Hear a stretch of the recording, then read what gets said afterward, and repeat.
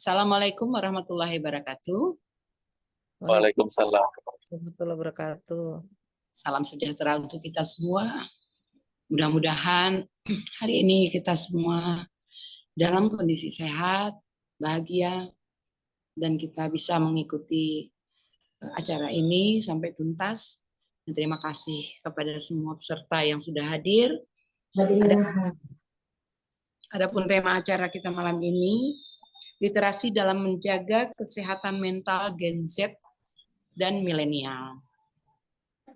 Dan tujuan dari acara ini supaya kita bisa lebih memahami kondisi dan situasi yang ada di masyarakat, dan kita bisa memahami gejolak apa yang ada di lingkungan Gen Z dan milenial, supaya kita bisa mencegah banyak hal yang berdampak yang tidak baik atau berdampak negatif bagi kehidupan mereka.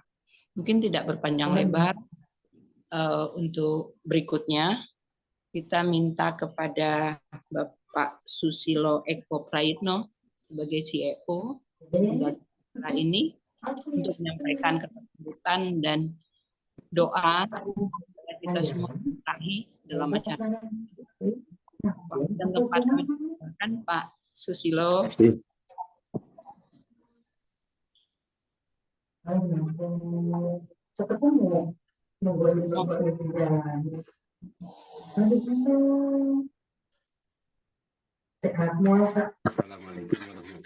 wabarakatuh. Waalaikumsalam warahmatullahi wabarakatuh. Alhamdulillah,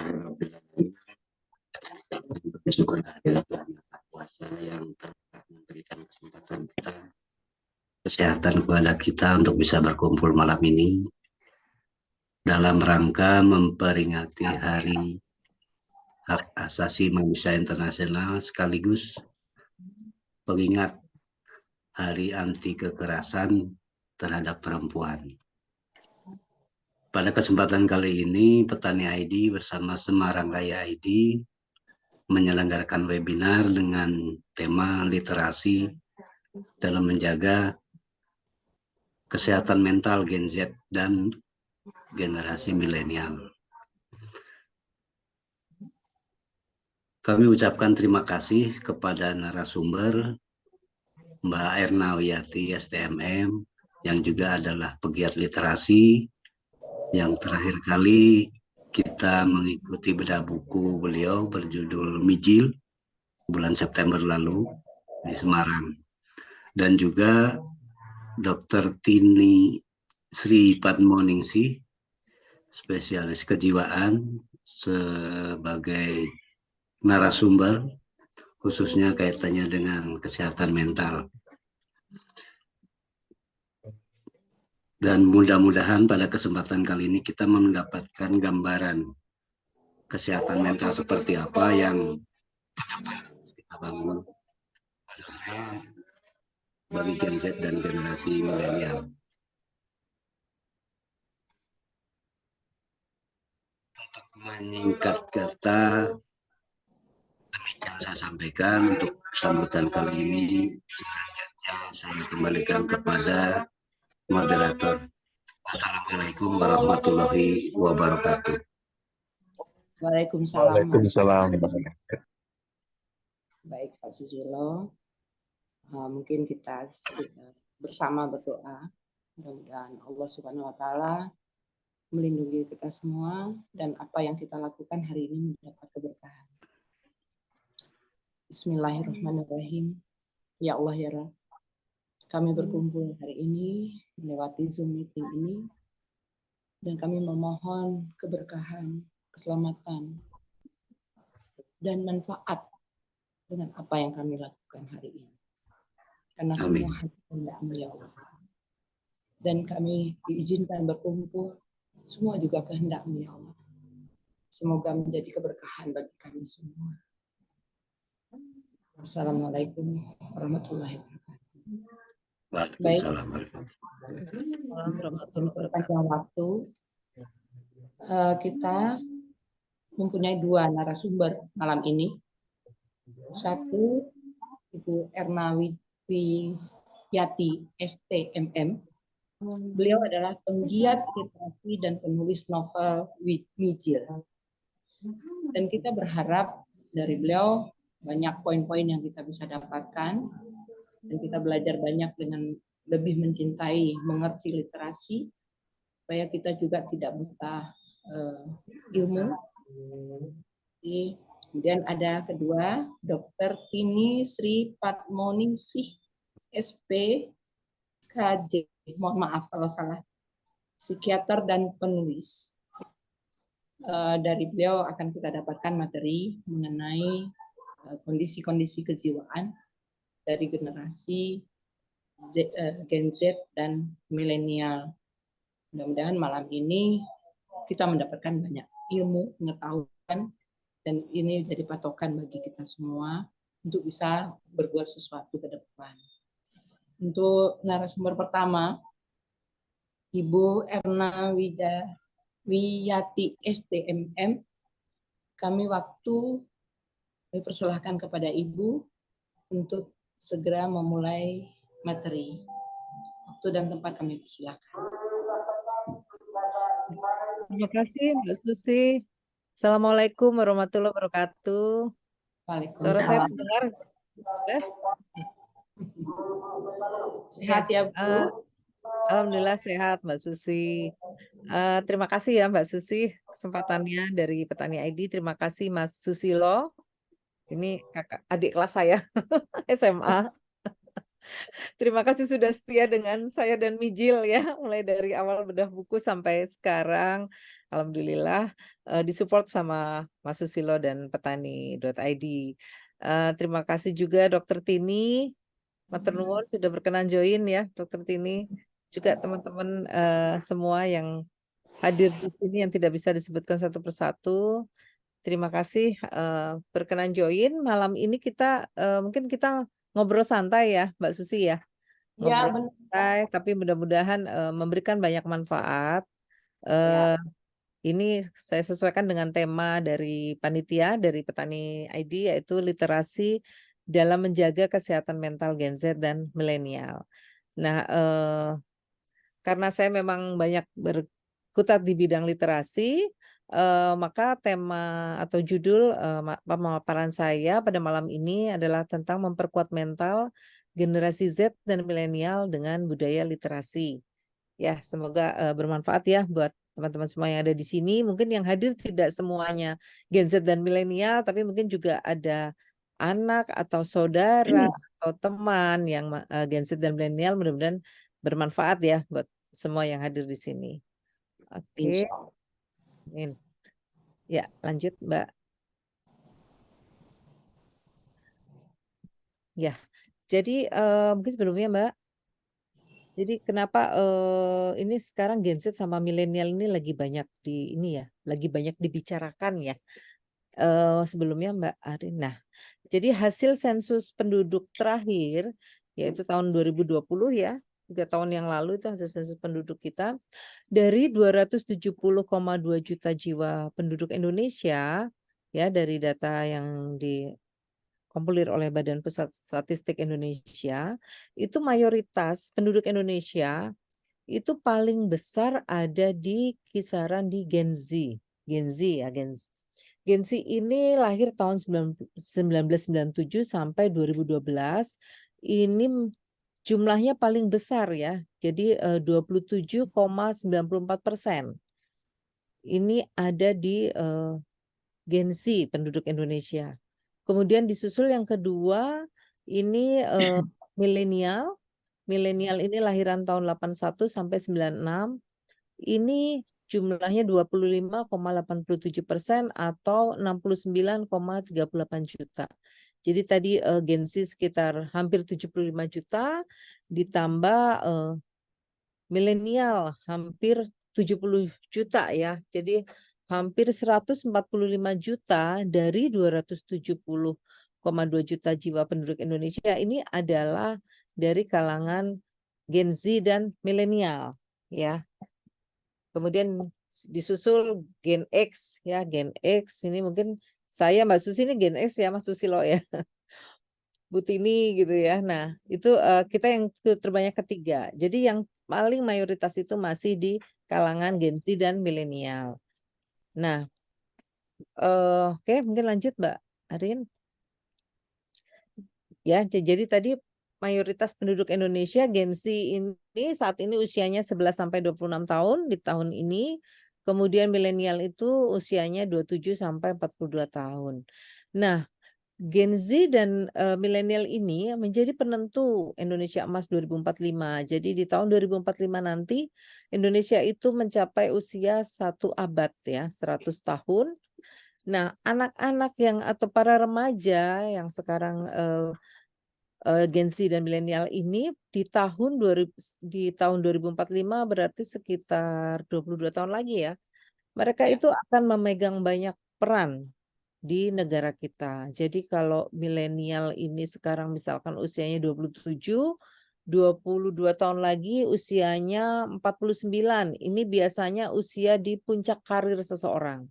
Ya, jadi generasi milenial ini nanti berada di puncak karir, sedangkan Gen Z ini kalau sekarang usianya masih 11, berarti 22 tahun lagi, usianya 23 dia mulai meniti karir. Bagi Gen Z yang ujung nih ya, yang tak lahiran tahun 2012. Jadi Gen Z dan milenial ini adalah usia-usia yang produktif di tahun 2045 nanti dan memegang peran penting dalam kehidupan berbangsa dan bernegara. Nah, generasi milenial ini lahiran tahun 81 ya sampai 96. Pada saat itu teknologi sedang tumbuh berkembang, ya. Mereka biasanya sudah mulai menyukai teknologi, sudah mulai akrab dengan teknologi. Nah, kemudian Gen Z lahir di tahun 97 sampai 2012. Itu tahun di mana sudah ada internet ya, sudah mulai marak internet, kemudian disusul media sosial. Media sosial itu saya ingat saya jadi pelanggan Facebook itu tahun 2008, itu Facebook baru beberapa tahun ya ada di Indonesia. Nah, Gen Z ini lahir ketika Facebook itu sudah ada. Kemudian disusul nanti ada apa? Ada Twitter, ada Instagram terakhir ya, baru-baru ini ya. Kemudian TikTok juga baru-baru ini. Nah, mereka lahir di mana dunia nyata itu sudah terkonek, sudah terhubung dengan dunia maya. Nah, jadi kalau milenial tadi sudah akrab dengan teknologi, kalau Gen Z ini dari lahir dari bayi itu sudah akrab dengan teknologi, malah anak-anak balita sekarang tuh dengan gadget itu sudah sangat piawai menggunakan gitu ya. Jadi mereka memang lahir ketika teknologi berkembang pesat dan dunia nyata itu sudah terkonek, selalu terhubung dengan dunia maya. Nah, kembali tadi ke Indonesia Emas 2045, ini Indonesia akan memiliki bonus demografi 70% tadi ya, karena memang saat ini pun Indonesia sudah mayoritasnya sudah diduduki oleh Gen Z dan milenial. Jadi nanti di tahun 2045 kita akan memiliki bonus demografi, yaitu penduduk Indonesia itu mayoritas adalah usia produktif, usia 15 sampai 64 tahun yang terdiri dari para Gen Z dan milenial saat ini. Nah, bonus demografi ini jika tidak dikelola dengan baik akan terjadi ledakan jumlah pengangguran.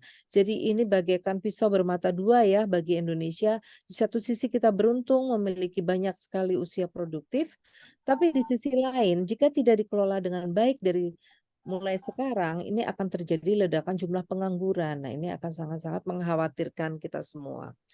Ya, jadi sekali lagi Gen Z dan milenial ini harus kita perhatikan dengan seksama, dengan baik, karena mereka menjadi penentu kondisi Indonesia di masa depan, khususnya di tahun 2045. Oke, lanjut Mbak. Nah, tadi ya, mereka menjadi penentu di Indonesia pada usia 1 abad Indonesia. Tapi bagaimana kesehatan mental Gen Z dan milenial saat ini? Nah, banyak orang yang menyebut bahwa mereka ini generasi stroberi. Kebetulan saya juga di kantor saya juga menjadi salah satu tim untuk dalam menyeleksi ya karyawan baru. Itu memang ada yang berseloroh ya, ini anak-anak ini generasi stroberi nih. Kenapa disebut stroberi? Jadi buah stroberi itu kan bentuknya menarik ya, tapi mudah rapuh. Jadi anak-anak ini para Gen Z dan milenial ini cenderung memiliki kreativitas tinggi, ya, bentuknya menarik gitu ya, seperti stroberi, tapi mereka rentan terhadap tekanan hidup. Nah, benarkah seperti itu? Apakah semua Gen Z dan milenial ini adalah stroberi? Nah, kalau berdasarkan survei dari Indonesia National Adolescent Mental Health Survey atau INAMHS tahun 2022 tahun lalu ya, ternyata 1 dari 3 remaja Indonesia usia 10 sampai 17 tahun ini memiliki masalah kesehatan mental. Ini jumlahnya 15,5 juta remaja. Kemudian 1 dari 20 remaja Indonesia atau jumlahnya 2,45 juta remaja memiliki gangguan mental dalam 12 terakhir atau 12 bulan terakhir atau dalam waktu 1 tahun terakhir. Nah, gangguan mental yang paling banyak diderita oleh remaja ini berupa kecemasan, ya, gangguan fobia sosial dan gangguan kecemasan keseluruhan. Kemudian bisa juga depresi mayor, kemudian gangguan perilaku, kemudian ada juga stres pasca trauma PSTD, ya. Kemudian ada juga gangguan pemusatan perhatian dan hiperaktivitas. Nah, ini beberapa jenis gangguan yang ada di yang menimpa para remaja. Nah, kemudian bagaimana mereka yang memiliki gangguan kesehatan mental ini? Ternyata hanya 2,6% remaja yang punya masalah kesehatan mental ini menggunakan fasilitas kesehatan mental atau konseling dalam 12 bulan terakhir. Jadi mereka yang datang ke psikiater seperti Dokter Tini ini ternyata belum cukup banyak ya persentasenya. Nah, mayoritas itu memilih mengakses layanan kesehatan mental dari sekolah. Jadi untuk remaja-remaja tersebut. Jadi mungkin dari orang tua atau mungkin pengasuhnya itu kalau ada masalah dengan gangguan mental di anak-anak itu mereka memilih untuk mengakses layanan dari sekolah. Ada juga nah, tapi malah lebih besar dari yang memilih menangani sendiri. Jadi dengan dukungan dari keluarga dan teman-teman. Jadi memang di Indonesia belum terlalu banyak ya orang yang memanfaatkan jasa para profesional di bidang kesehatan jiwa gitu ya atau kesehatan mental gitu ya. Jadi mayoritas masih memilih menangani sendiri dengan dukungan dari keluarga dan teman-teman. Oke, lanjut. Nah, ini saya capture beberapa berita ya yang terjadi di bulan Oktober di tahun ini, jadi belum lama. Yang sebelah kiri ini adalah berita yang positif ya. Kita teman-teman semua di sini sudah tahu ya yang namanya Putri Aryani kemarin sempat viral ya berhasil menjadi juara keempat Amerika Got Talent ya, penyanyi yang suaranya luar biasa meskipun kondisi Putri ini tunanetra tapi dia bakatnya luar biasa dan bahkan sudah go internasional gitu ya dan Putri ini juga memiliki rasa percaya diri yang sangat tinggi ya. Jadi Putri ini merupakan contoh Gen Z yang sangat positif ya, auranya sangat positif dan dia juga berprestasi hingga ke taraf internasional. Nah, di sisi lain di bulan Oktober juga kalau tadi Putri ini sekitar pertengahan Oktober. Nah, kalau masih di bulan Oktober juga ini terjadi di kota di tempat saya tinggal ya, di Semarang. Ini beritanya sangat-sangat menyedihkan. Jadi 2 hari berturut-turut di kota Semarang ini dikejutkan dengan kasus bunuh diri 2 mahasiswi perguruan tinggi. Mereka meninggalkan surat wasiat untuk keluarga. Jadi memang sudah punya niat untuk bunuh diri ya, ini sangat-sangat menyedihkan. Yang pertama ini terjadi di mal besar di Kota Semarang ya. Itu terjun ya dari lantai 4 gedung parkir di salah satu mal di Kota Semarang. Di sini polisi menemukan tas berisi dan surat identitas dan surat wasiat untuk keluarga yang ditinggal. Ya, ini sangat memprihatinkan. Kemudian kasus yang kedua ini di suatu rumah kos di daerah Tembalang, Kota Semarang. Ini juga daerah ini ya kampus ya, salah satu kampus negeri ya, Undip ya, di Kota Semarang. Ini ada mahasiswi yang ditemukan tewas. Ya, ini memang yang bersangkutan bukan asli Kota Semarang ya, mereka ini kos aslinya dari Kalimantan. Jadi ditemukan tewas oleh teman lelakinya saat datang berkunjung. Ini juga menemukan surat wasiat untuk keluarga dan temannya. Jadi sudah ada niat untuk bunuh diri. Jadi ini sangat-sangat memprihatinkan. Ini salah satu contoh kasus yang menghebohkan di Kota Semarang yang menimpa Gensi akibat kesehatan mental yang dialami mereka. Oke, kita berharap ya kasus-kasus yang negatif ini tidak akan muncul lagi, dan mudah-mudahan akan lebih banyak kasus-kasus berita-berita yang positif seperti yang ditampilkan oleh Putri Aryani tersebut. Oke, lanjut, Mbak. Nah, kembali ke tema acara malam ini, yaitu tentang literasi dan kesehatan mental. Sebenarnya apa sih literasi ya? Kita mungkin mengkaitkan literasi itu dengan baca, membaca, menulis. Nah, sebenarnya kalau definisi dari National Institute for Literacy, literasi ini tidak hanya kemampuan seseorang dalam hal membaca dan menulis, tapi juga berbicara, menghitung, dan memecahkan masalah pada tingkat keahlian yang diperlukan dalam pekerjaan, keluarga, dan masyarakat.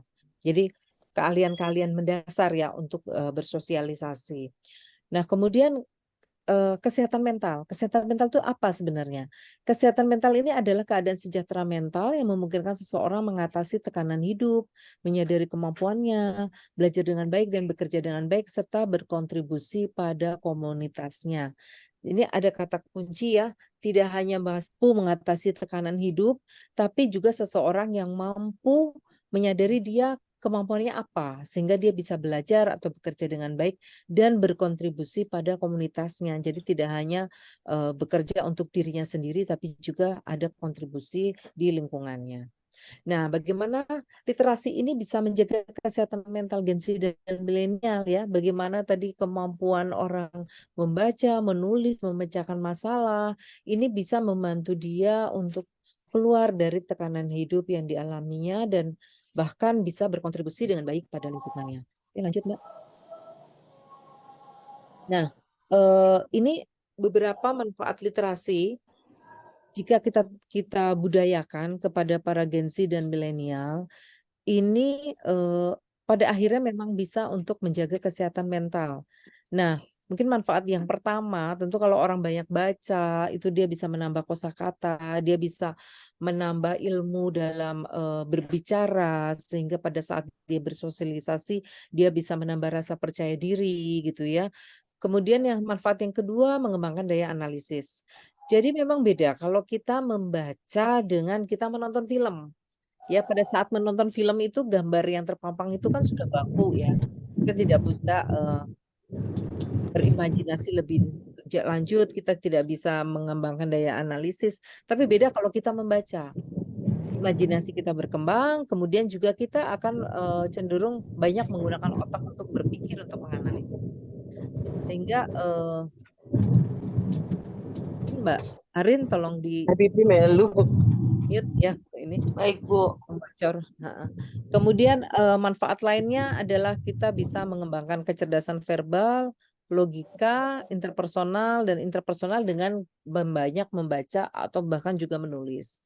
Jadi kecerdasan verbal udah pasti ya, itu berkaitan dengan bahasa, kemudian logika itu berkaitan dengan analisis, karena tadi dengan orang banyak membaca, orang menulis, itu daya analisisnya berkembang.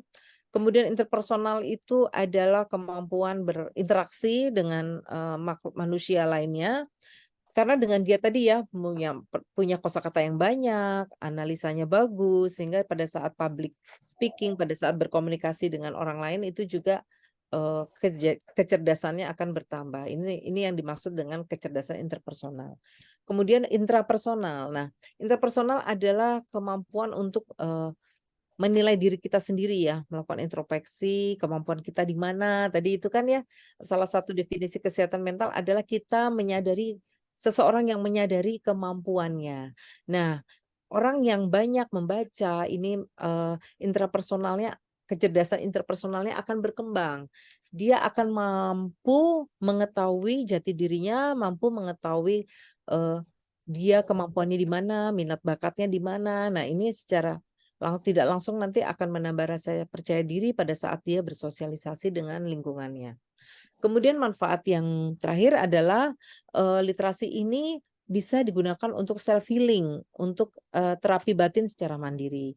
Jadi seseorang mungkin yang pada saat sedang mengalami tekanan batin tadi ya, itu dia bisa meluapkan emosi negatifnya dengan cara menulis. Ya, itu akan sangat baik ya dan tidak mengganggu lingkungan. Jadi misalkan kita sedang mengalami tekanan mental gitu ya, sedang mengalami emosi negatif, itu lebih baik jika kita tuangkan dalam bentuk tulisan. Itu tidak mengganggu lingkungan dan bahkan mungkin malah bisa menghasilkan karya-karya yang tulisan yang bermanfaat buat lingkungan kita gitu ya. Oke, lanjut. Nah, bagaimana literasi ini kita terapkan ya dalam kehidupan sehari-hari, khususnya pada Gen Z dan milenial atau Gen Y ya. Jadi kehidupan Gen Z dan milenial itu ini saya coba kelompokkan dalam 5 kelompok besar ya yang di mana para Gen Z dan milenial ini sering berinteraksi. Yang pertama tentu saja orang tua. Nah, orang tua ini kalau misalkan kita sebagai orang tua, kita harus bisa menjadi role model bagi anak-anak. Kalau kita misalkan menjadi seorang paman atau bibi, kita bisa menjadi role model bagi para keponakan kita, gitu ya. Bagaimana role model yang baik itu adalah tadi mengarah ke kesehatan mental, bagaimana orang yang mampu mengatasi tekanan hidupnya sendiri, kemudian mampu menyadari kemampuannya. Nah, itu orang tua yang bisa menjadi role model itu akan menjadi panutan para Gen Z dan milenial gitu. Anak-anak kan lebih suka melihat contoh ya, teladan daripada dijejali dengan teori atau nasihat semata, tapi mereka kalau lihat sendiri, seeing is believing ya, jadi mereka akan lebih percaya. Kemudian juga para orang tua sebaiknya menciptakan rumah yang ramah literasi. Kalau orang tua senang baca, kemudian orang tua senang mengajak diskusi anak-anak ya, mengasah kemampuan bicara anak-anak, storytelling anak-anak, itu merupakan rumah ramah literasi, itu akan menekan angka gangguan mental pada Gen Z dan milenial. Kemudian elemen yang kedua, anak-anak sering berinteraksi dengan siapa? Dengan teman. Nah, di era digital saat ini, di mana media sosial itu perannya sangat luar biasa ya, ini seringkali anak-anak Gen Z ataupun milenial ini mengalami yang namanya FOMO, fear of missing out. Jadi, mereka itu sangat-sangat takut kalau kurang update gitu ya, yang terjadi di media sosial. Jadi mereka ngikutin terus temannya lagi ngapain, temannya sharing apa, temannya, sedang ada kegiatan apa di medsos, itu mereka harus tahu. Mereka, ada kekhawatiran untuk kehilangan informasi yang ada di media sosial gitu. Nah, kemudian ada juga yang sindrom FOPO, fear of other people's opinion. Mereka takut dengan apa yang dipikirkan orang lain, apa yang pendapat orang lain tentang dirinya. Nah, ini kalau berlebihan ini bisa kurang sehat bagi mental para Gen Z dan milenial. Kemudian elemen yang berikutnya, kalau mereka masih bersekolah, tentu saja sekolah atau mereka kuliah, kampus, atau para milenial ya yang usia 22 ke atas itu rata-rata sudah bekerja, itu juga kantor, itu juga sangat mempengaruhi mental yang mereka alami, kondisi mental yang mereka alami.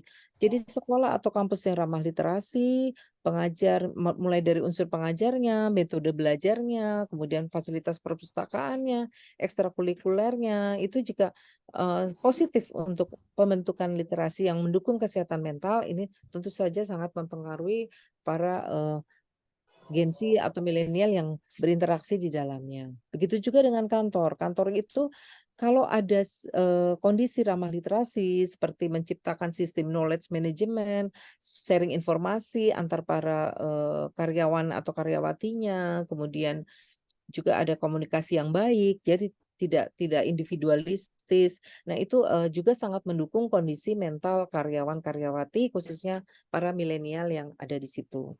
Kemudian elemen yang berikutnya masyarakat atau komunitas.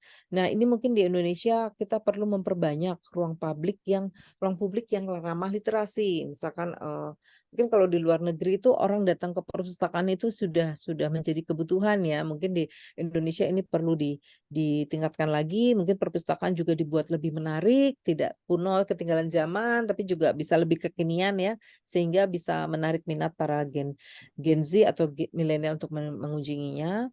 Nah, syukur-syukur kalau kita bisa membuat banyak klub-klub baca atau klub menulis ya di kota-kota itu, di setiap kota, mungkin kota provinsi, kota kabupaten, atau kota madya itu kalau banyak ada klub baca dan klub menulis itu bisa membuat lingkungan yang lebih kondusif untuk menunjang kesehatan mental para Gen Z dan milenial. Kemudian juga acara-acara literasi bisa online seperti ini atau juga offline diselenggarakan dengan menarik sesuai minat para Gen Z dan milenial. Ini juga sangat menunjang pertumbuhan mental mereka. Nah, yang terakhir adalah elemen media. Nah, media saat ini tuh luar biasa ya. Zaman sekarang itu kita bisa mendapatkan informasi dengan lebih mudah, jauh lebih mudah, dan informasi itu juga sudah membanjir. Nah, cuman ini sekali lagi ini juga bagaikan pisau bermata dua. Kalau memang para Gen Z dan Gen Y atau milenial tadi bisa memanfaatkan dengan baik, itu tentu juga bisa menunjang kesehatan mental mereka. Tapi jika tidak, ini malah akan menimbulkan gangguan mental. Jadi media ini harus bijak menggunakannya, dan juga peran media di sini juga harus menyediakan konten digital yang positif, tidak hanya konten tapi juga platformnya juga mendukung bertumbuhnya literasi digital yang positif untuk menunjang kesehatan mental Gen Z dan milenial. Oke, ya lanjut Mbak Arin. Oke, demikian pemaparan dari saya. Mungkin saya tutup dengan saya ambil kutipan dari yang ada di novel Mijil ya. Ini ada 2 tokoh utama novel Mijil.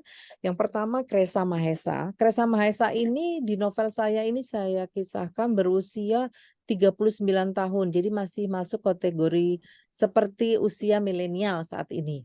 Nah, cuman di sini Kresa itu punya kesehatan mental yang luar biasa, meskipun dia sudah pernah diculik, sudah disiksa gitu ya selama bertahun-tahun, tapi dia masih bertahan, dan dia yang luar biasa adalah dia tidak memikirkan dirinya sendiri, tapi dia berusaha berkontribusi untuk lingkungan, dan bahkan juga tidak hanya lingkungan kecil tapi juga untuk bangsa dan negara.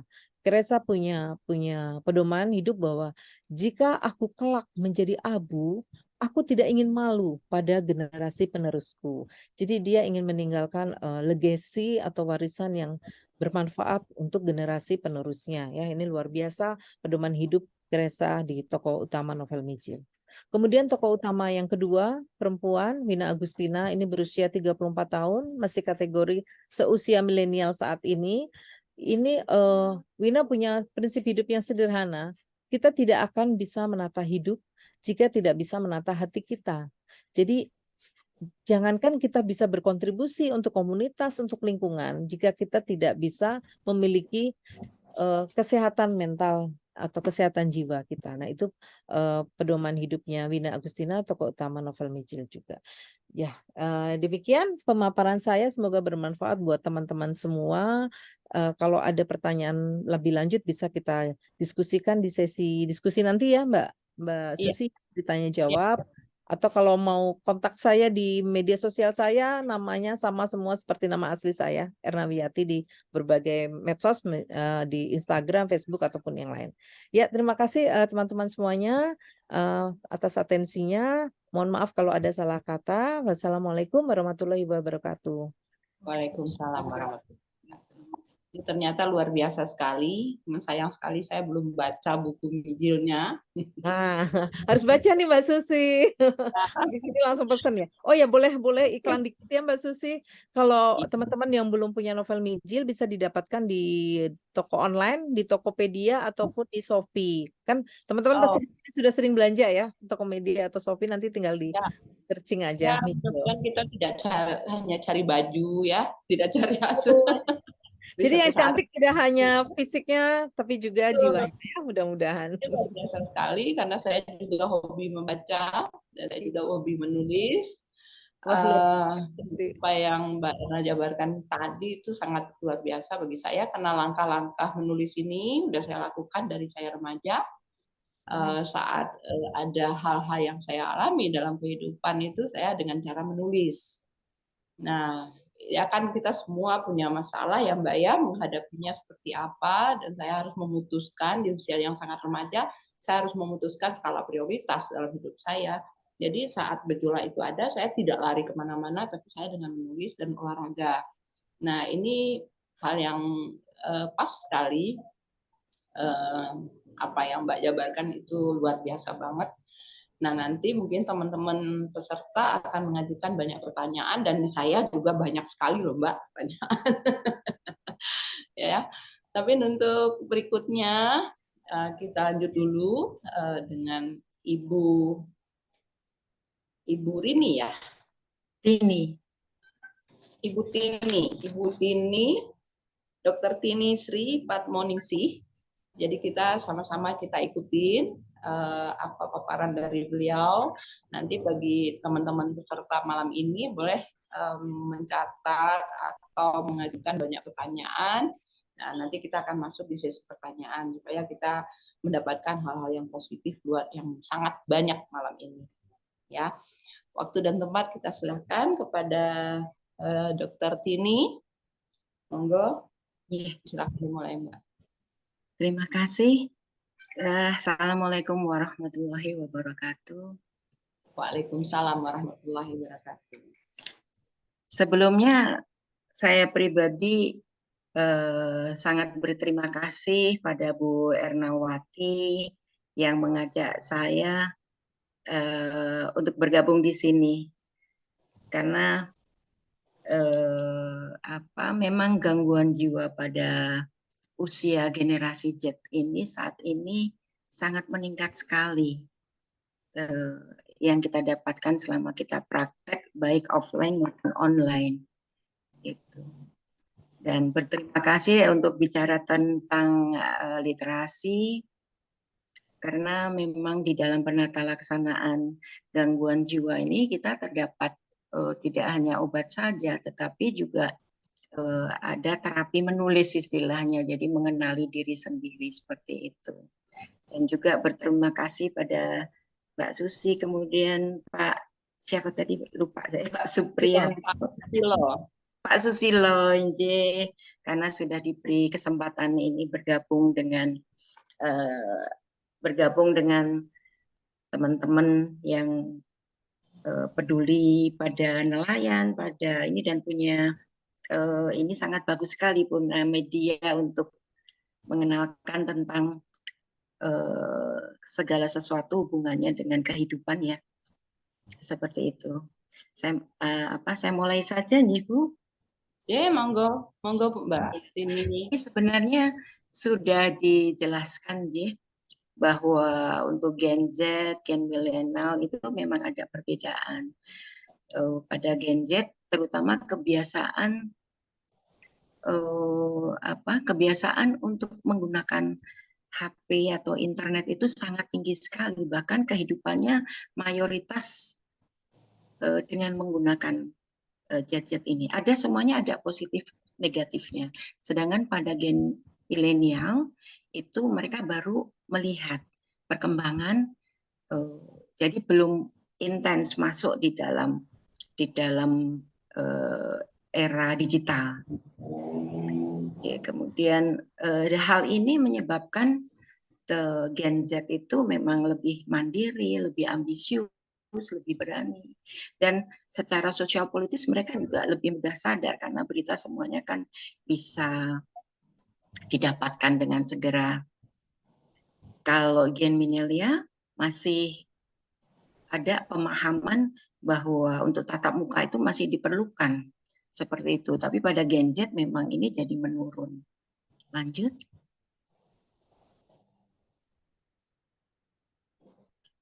Efek dari penggunaan, jadi saya langsung ini bahwa efek efek dari penggunaan digital ini memang sangat mempengaruhi karena dilakukan secara terus-menerus.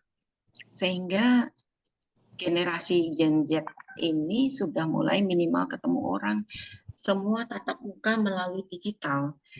Mereka tempat untuk curhat, untuk tatap muka itu minimal, sehingga hal ini memudahkan mereka untuk jadi mudah cemas, mudah stres. Kemudian ada adiksi mengenai ketergantungan. Kemudian yang akhirnya ini akan membuat mereka jadi mudah putus asa dan mudah mengeluh karena ternyata di dalam kehidupan nyata itu berbeda dengan kehidupan yang ada di digital, karena di dalam di dunia digital itu tidak ada tanggapan langsung, respon, afeksi, seperti itu tidak ada. Dan inilah yang nanti menyebabkan beberapa gangguan jiwa saat ini jadi banyak sekali. Jadi tidak hanya gangguan cemas saja, tetapi juga gangguan afektif, bipolar, depresi, kemudian tentamen suicide, self-harm, seperti itu sangat banyak sekali. Lanjut. Namun, mungkin sama atau tidak ya tadi dari survei Jackpot 2022 ini didapatkan juga bahwa ternyata yang paling banyak mengalami gangguan kesehatan mental adalah generasi Z, sebanyak 46,7%. Namun yang pergi ke psikolog atau psikiater itu baru sedikit, hampir 75,6% itu tidak pernah datang, sehingga saat datang itu kondisinya sudah tidak bagus, artinya sudah mulai berat. Lanjut. Next. Sedangkan untuk Gen Z dan milenial itu juga Gen Z lebih banyak gangguan cemas, lebih banyak mengalami gangguan cemas dibanding gen sebelumnya. Lanjut.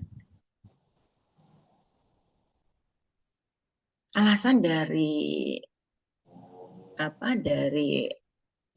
masyarakat untuk ke psikiater atau psikolog, terutama alasannya masalah konsultasi yang mahal. Padahal sebenarnya kalau untuk saat ini adanya BPJS ini sangat membantu sekali karena tercover, jadi sebenarnya harusnya tidak ada masalah tentang ini. Kemudian tidak mengetahui akses ke psikolog atau psikiater. Jadi akses psikolog psikiater saat ini mungkin sudah makin banyak.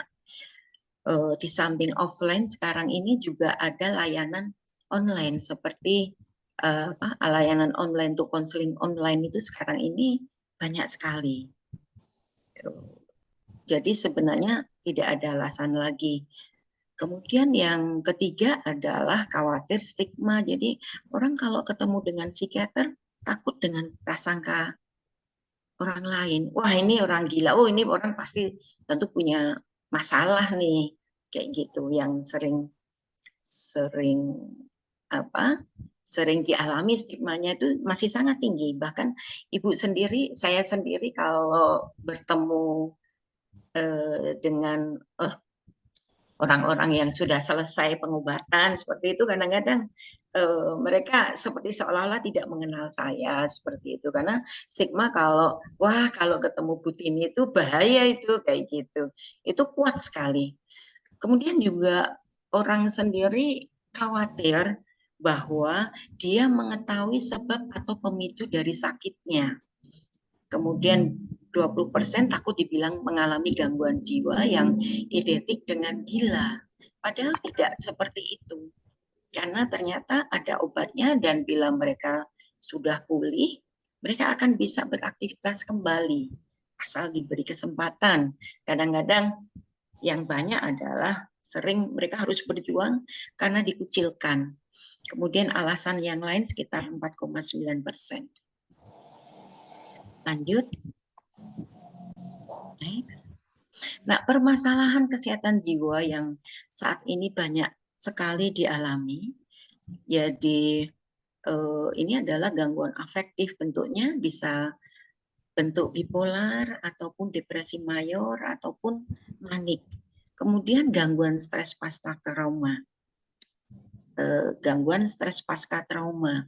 Jadi untuk gangguan afektif bipolar maupun depresi itu keadaan saat ini adanya PHK, perceraian yang tinggi, penggunaan narkoba itu menimbulkan banyak hal sehingga gangguan ini sangat banyak sekali muncul. Kemudian juga post traumatic stress disorder ini juga sangat banyak sekali. Kemudian adiksi dari gadget maupun adiksi games maupun adiksi media sosial ini juga jadi masalah besar saat ini. Karena gadget ini sudah masuk ke semua lini, tetapi saat ini untuk screening, maksudnya yang bisa kita tonton ternyata banyak hal yang masuk. Hal-hal yang sifatnya violent, kekerasan itu tidak ada screening. Sedangkan anak-anak sekarang ini medianya lebih banyak menggunakan gadget ataupun internet nih. Jadi ini yang membuat anak-anak seusia ini karena mereka seringnya mencontoh, melihat, menirukan. Kemudian bahkan untuk diagnosis pun mereka kadang-kadang karena begitu mudahnya mereka kemudian self diagnosis. Ini yang membuat situasional, membuat mereka tidak siap sendiri. Kemudian yang sering terjadi juga kepribadian emosi saat ini yang tidak stabil itu sangat banyak. Yang cirinya adalah hampa, self harm, jadi menyakiti diri, kemudian sulit untuk percaya orang lain.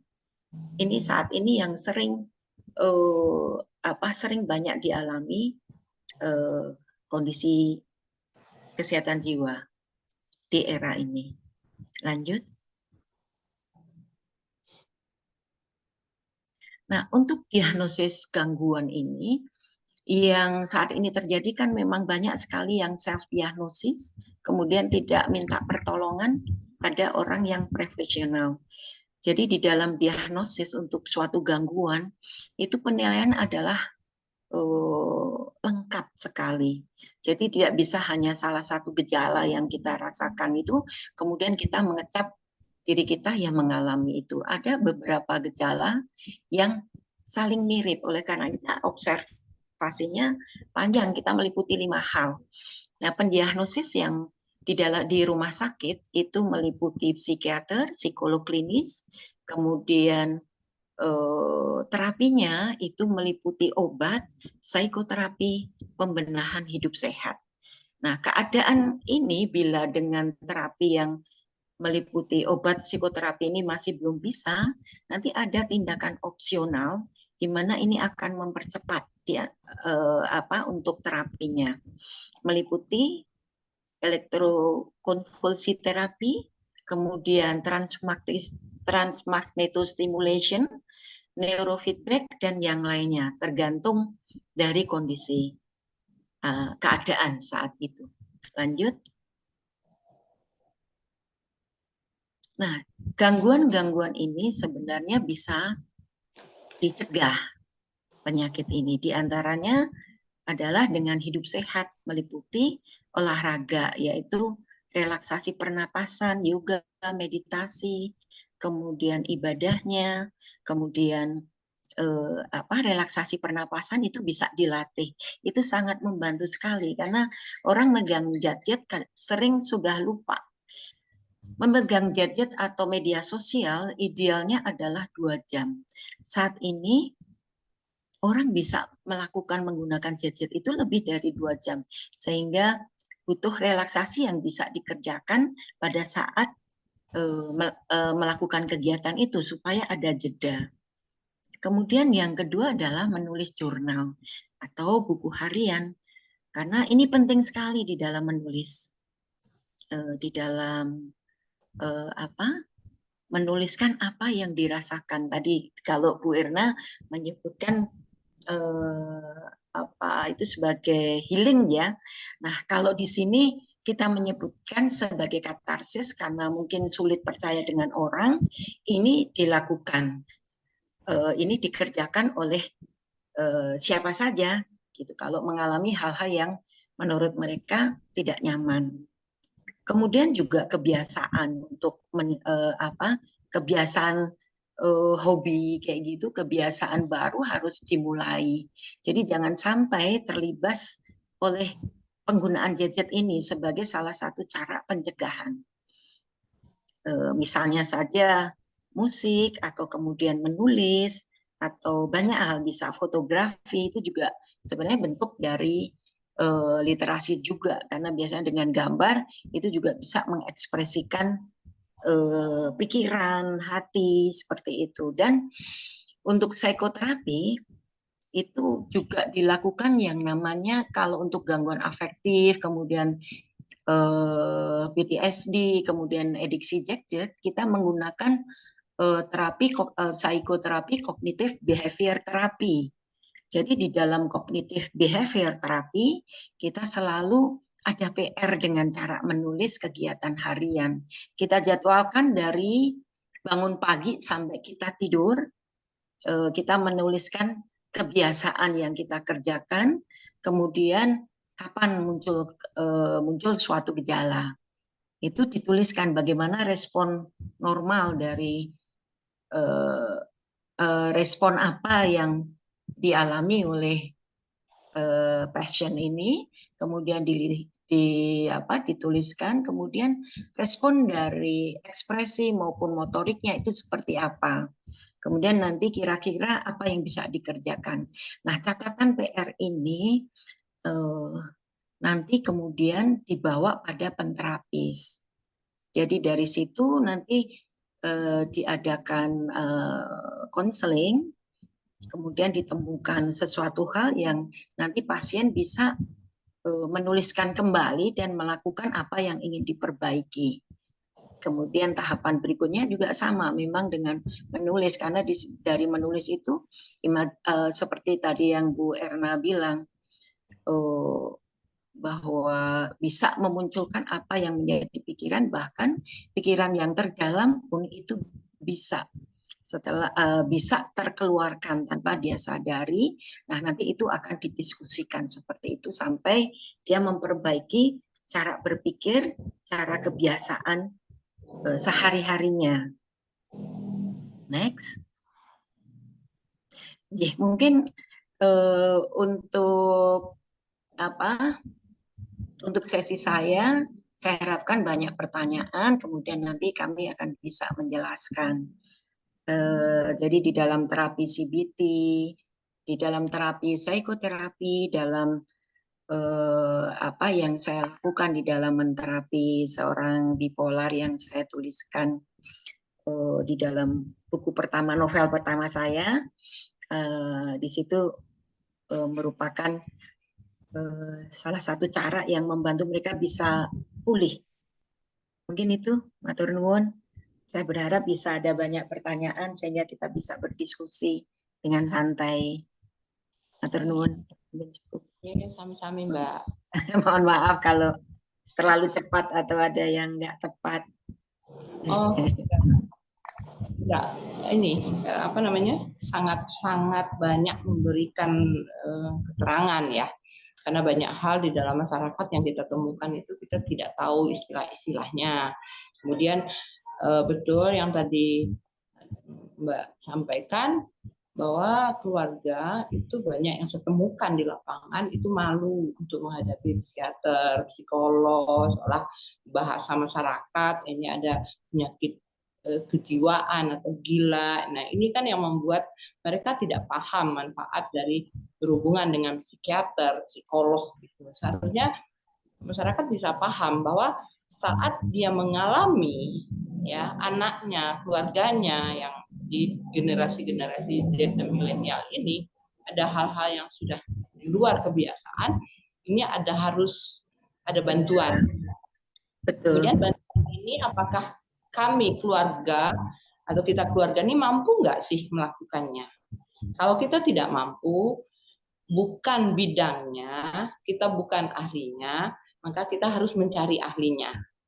Betul begitu, Bu Dokter? Iya, Ibu.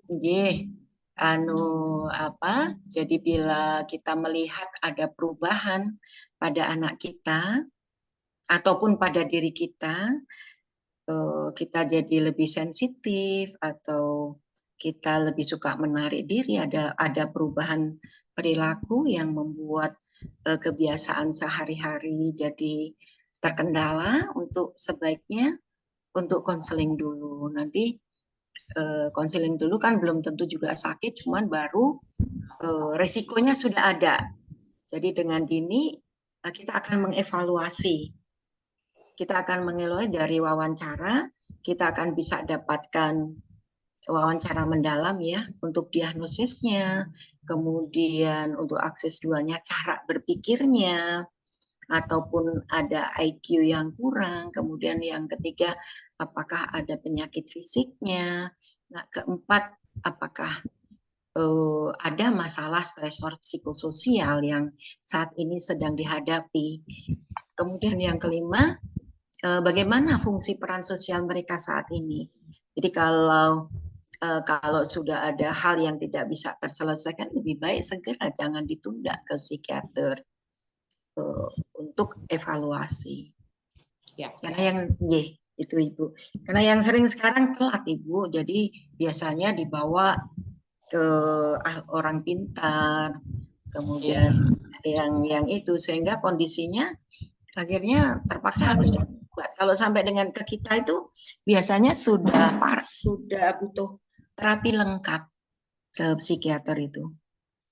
Sebenarnya kan kalau kita lebih bisa memberikan pemahaman ke masyarakat atau di lingkungan kita bahwa ke psikiater dan ke psikolog itu bukan sesuatu yang memalukan, tapi kita itu mencari tenaga ahli supaya penyakit yang baru muncul ini jadi segera tertangani, kan begitu. Kemudian yang dihadapi di masyarakat itu betul mereka mencari solusi-solusi yang sebenarnya bukan solusi, kan begitu. Nah, ini memang sepanjang saya di perjalanan, saya banyak menangani anak-anak bermasalah juga. Itu betul, itu saya temukan. Tapi yang paling miris bagi saya pribadi, hubungan atau koneksi antara orang tua dengan anak, komunikasi yang kurang bagus. Kemudian harusnya adanya komunikasi yang lebih genuine, kan gitu, lebih santai, bukan lagi orang tua yang diktator terhadap anak, tapi orang tua yang lebih memahami, berdiskusi, dan memang itu tidak mudah, tapi langkah itu bisa kita lakukan dari awal, kan begitu. Jadi ini yang attachment tadi Bu. Jadi pada generasi yang saat ini bahkan orang tuanya pun dalam satu rumah sering menelpon, untuk memanggil aja jarang mendekat.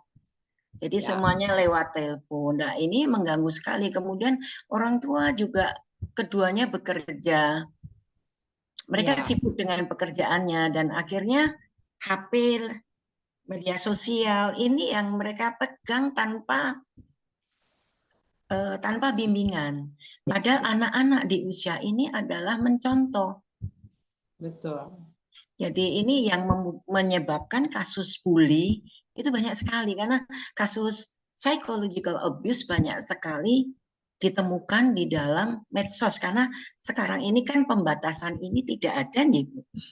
Karena saya nyoba sendiri HP kayak gitu, iklan-iklan kayak gitu terus muncul macam-macam. Saat kita buka HP gitu ya, itu bisa muncul apa saja gitu Bu. Kalau zaman dulu kan tidak, HP itu nggak bisa mudah muncul berita-berita yang tidak diperbolehkan.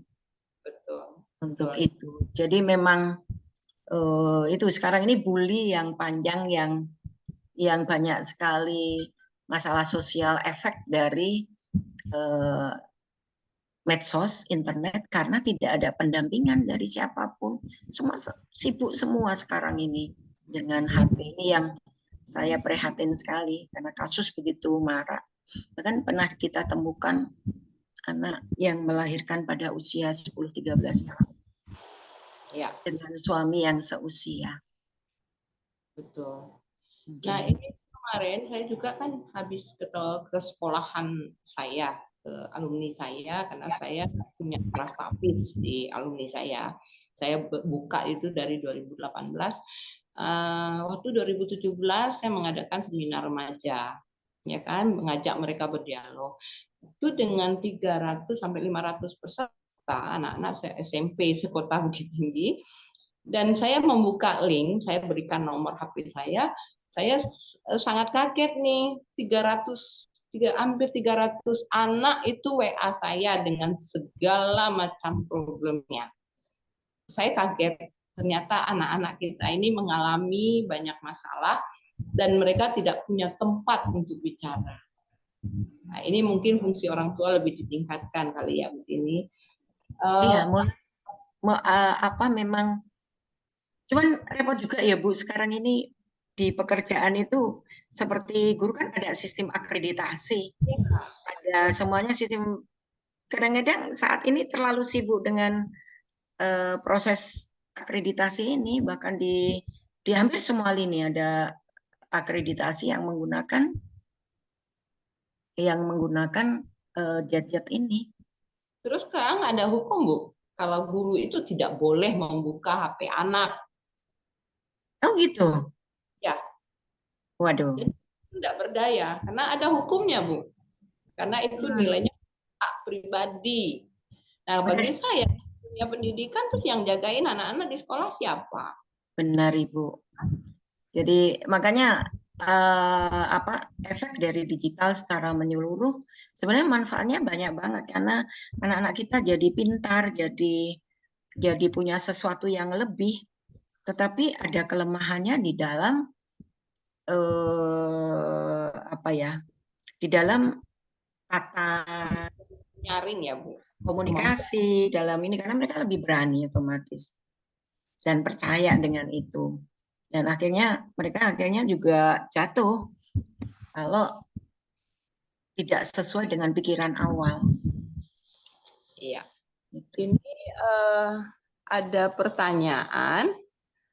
Mungkin kita masuk aja ya, Bu, ke seksi pertanyaan. Apakah bipolar termasuk penyakit genetika atau hanya situasional atau kondisional saja? Jika situasional, kapan awal timbulnya bipolar? Itu, Bu, pertanyaan. Sebentar. Mungkin di obrolan ya. Apakah bipolar termasuk penyakit genetika atau hanya situasional, kondisional saja? Jika situasional, kapan awal timbulnya bipolar? Iya, terima kasih Bu Istiana Basuki atas pertanyaannya. Jadi gini, untuk gangguan bipolar, genetik itu ada, tapi ada faktor lain yang menumbuhkan, yang jadi akhirnya jadi pencetusnya. Jadi kalau kedua orang tua itu mengalami bipolar, itu baru 13% bisa menjadi gangguan bipolar. Yang mempengaruhi yang lain adalah yang pertama gizi. Gizi itu kaitannya dengan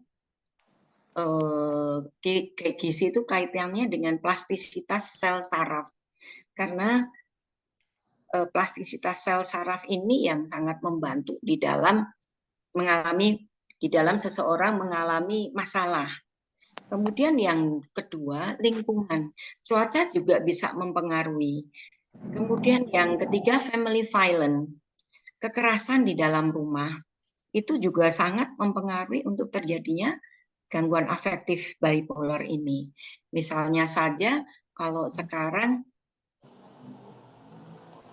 pencetus kekerasan itu ada di depan mata, tidak hanya orang tua yang bertengkar atau berbeda pendapat, atau ada pengasuh yang lain, tetapi dari jet-jet dari medsos ini bisa muncul suatu kekerasan psychological abuse yang ini terus-menerus didapatkan. Nah, ini akan mempengaruhi. Kemudian juga penyalahgunaan alkohol dan obat-obatan ini juga bisa memunculkan gejala dari bipolar. Jadi itu Bu, bukan situasional dan kondisional, tapi memang bipolar itu sifatnya kambuhan. Jadi ada episode sedih, ada episode percaya diri, ada episode normal di mana orang-orang akan senang kalau pada saat hipomanik atau manik karena dia akan sangat rajin sekali dan bisa menyeluruh. Tapi kelemahannya adalah mereka kadang boros sekali, yang ini sering menyulitkan ya. Kemudian hobinya itu bisa tanpa prediksi, sehingga mereka berani gitu kalau untuk menggunakan obat-obatan ataupun minum alkohol itu mereka pelariannya itu.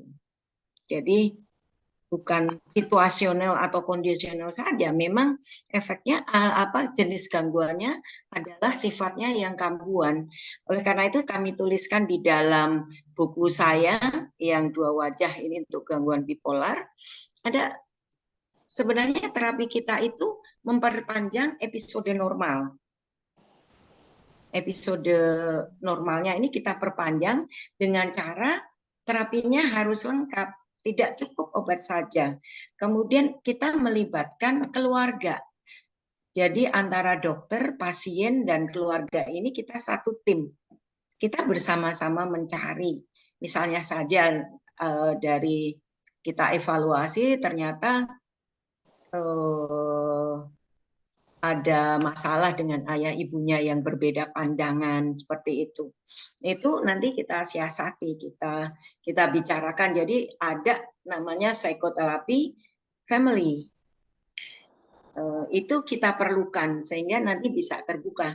Tetapi pada saat sudah oke, artinya lagi fase tenang, lagi episode normal. Dan obat bisa kita turunkan sampai tidak sama sekali.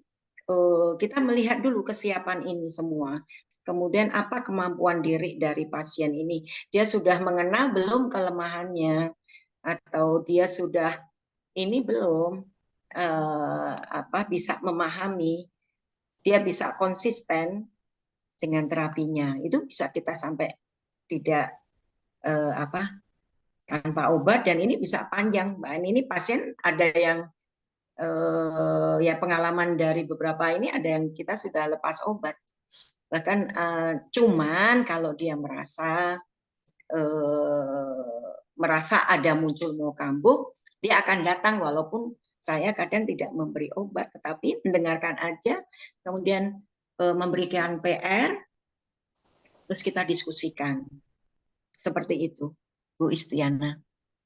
Jadi bukan situasional, kondisional aja, tetapi memang jenisnya yang kambuhan. Tadi yang faktor resikonya ada banyak hal.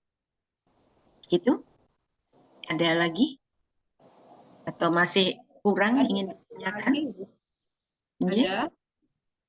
Bagaimana kita tahu kapan kita perlu ke psikiater? Iya.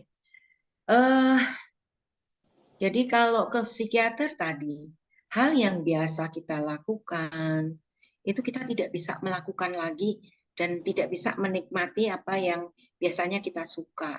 Kemudian kita juga jadi lebih sensitif.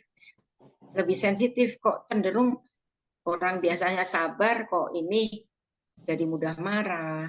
Atau yang biasanya suka pergi-pergi, ini tiba-tiba menarik diri di kamar. Nah, orang tua atau siapapun untuk mencoba mengajak bicara dulu dari hati ke hati. Cuman jangan dijudge dulu seperti itu. Ya. Yeah. Apakah ini bipolar ini ada bakat dibawa dari lahir, atau memang bawaannya dia, atau memang ada masa itu terjadi? Jadi bipolar itu bisa 10-12 tahun itu bisa muncul Ibu. Karena adanya bukan karena genetik, tetapi tadi yang mempengaruhi adalah gizi. Family violence itu kuat sekali. Tidak hanya genetik, orang tua dua-duanya sakit 13% baru muncul. Cuman kalau dari keluarga itu baru 1%, sehingga bukan berarti mereka terus mudah untuk jadi bipolar. Oleh karena itu, misal kalau dengan ada faktor resiko itu yang lebih kita perhatikan. Faktor resikonya itu ada family violence, kemudian perubahan hidup yang tiba-tiba, kemudian gizinya, kemudian bagaimana dia mengelola hal yang tidak dia capai, planning yang dia tidak bisa capai. Karena ini orang mengalami hal-hal yang tidak enak ini sebenarnya di tubuh kita itu ada yang namanya faktor resilient. Jadi faktor resilient itu kekebalan yang ada di dalam diri dan terhadap masalah psikososial. Makanya ada orang yang bisa tidak menjadi sakit karena ada faktor ini. Nah, inilah yang kita kembangkan supaya orang mempunyai faktor resilient yang tinggi. Makanya dengan tadi hidup sehat tadi itu akan bisa membuka. Tidak ada lagi kok hal yang namanya ini kok jahat banget. Tetapi itu adalah proses hidup yang harus kita lihat, kita maknai. Bukan itu vulgar adalah menyerang kita. Misalnya Bapak Ibu sedang marah, bukan berarti mereka tidak suka dengan kamu. Mereka punya masalah yang kita tidak bisa ikut campur di situ karena mereka adalah manusia ya gitu. Misalnya mengenalkan, jadi untuk pengenalan itu bisa dikenalkan dengan misal dari sudut agama. Dari sudut agama itu juga merupakan bagian terapi di mana bahwa apapun orang tua kita, apalagi ibu-ibu kayak gitu, seorang ibu itu anak-anak harus banyak maaf dan tetapi itu maknanya gede banget buat si anak. Ini adalah tetap ibumu karena hadiahnya dari Allah. Misal kita mengenalkan dari sisi spiritual itu yang biasa kita gunakan seperti itu. Jadi bagaimana meningkatkan faktor kekebalan stresor psikososial, jangan melihat bahwa hal yang kita tidak bisa dapatkan walaupun dengan rencana yang kuat, itu adalah sesuatu hal malapetaka. Tidak. Mungkin ada suatu proses yang memang kita harus belajar di sini. Mungkin ada yang perlu kita perbaiki di sini. Seperti itu. Makanya secara spiritual kan banyak maaf, memperbaiki diri, kemudian selalu berpikir positif, apapun yang kita alami. Karena pasti Allah akan membantu kita. Itu salah satu spiritual yang saya dapatkan dari pelajaran yang sekarang lagi diperjuangkan sebagai psikoterapi Jawa, yaitu Kawruh Bekjo dari Ki Ageng Suryo Mataram. Jadi istilahnya mulur mungkret, kapan kita fight, kapan kita mengendorkan keinginan, supaya kita bisa accepted dengan apapun yang kita dapatkan. Jadi berjuang untuk itu supaya kita menjadi bahagia. Itu Bu. Yeah. Boleh tanya sedikit Ibu, dari Ki Ageng Suryo Mataram itu apakah ada literasi atau buku beliau? Ada Bu. Okay. Ada bukunya. Psikologi Raos itu di Gramedia ada. Kemudian psikologi Raos. Dulu itu kan dikembangkan di UGM, psikologi UGM. Dulu masih ada sekolah khas, sekolah Ki Ageng Suryo Mataram. Jadi kita 7 hari tinggal di Jogja, kemudian kita mempelajari filosofinya, kemudian kita praktekkan bagaimana kita berlatih mulur mungkret, bagaimana kita bisa bertanya jawab setelah keluar dari itu. setelah keluar dari diskusi itu tidak boleh dibawa ke hati. Bukunya ada Bu, Ki Ageng Suryo Mataram itu. Itu psikolog yang menulis, kemudian juga ada anak putranya kan ada di Jakarta itu, tapi mungkin sudah stop ya lupa. Ada kelompok juga yang mempelajari ini. Jadi yang belajar di bukunya ada Bu di Gramedia beberapa. Kemudian juga ada kelompok peduli tentang psikoterapi ini, dan ini sedang dikembangkan terus untuk penggunaan psikoterapinya. Di Jogja ada KAS namanya, dan ada putra apa ini ya, Ki Ageng Pras itu.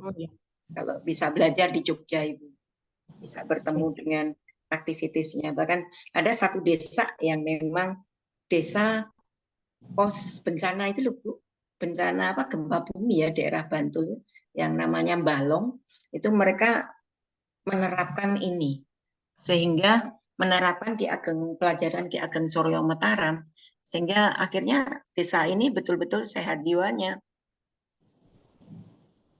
Luar biasa. Okay. Ada satu pertanyaan lagi Bu, itu ringkasannya begini. Kalau seandainya keluarga bipolar, dari penderita bipolar itu keluarganya tidak kooperatif.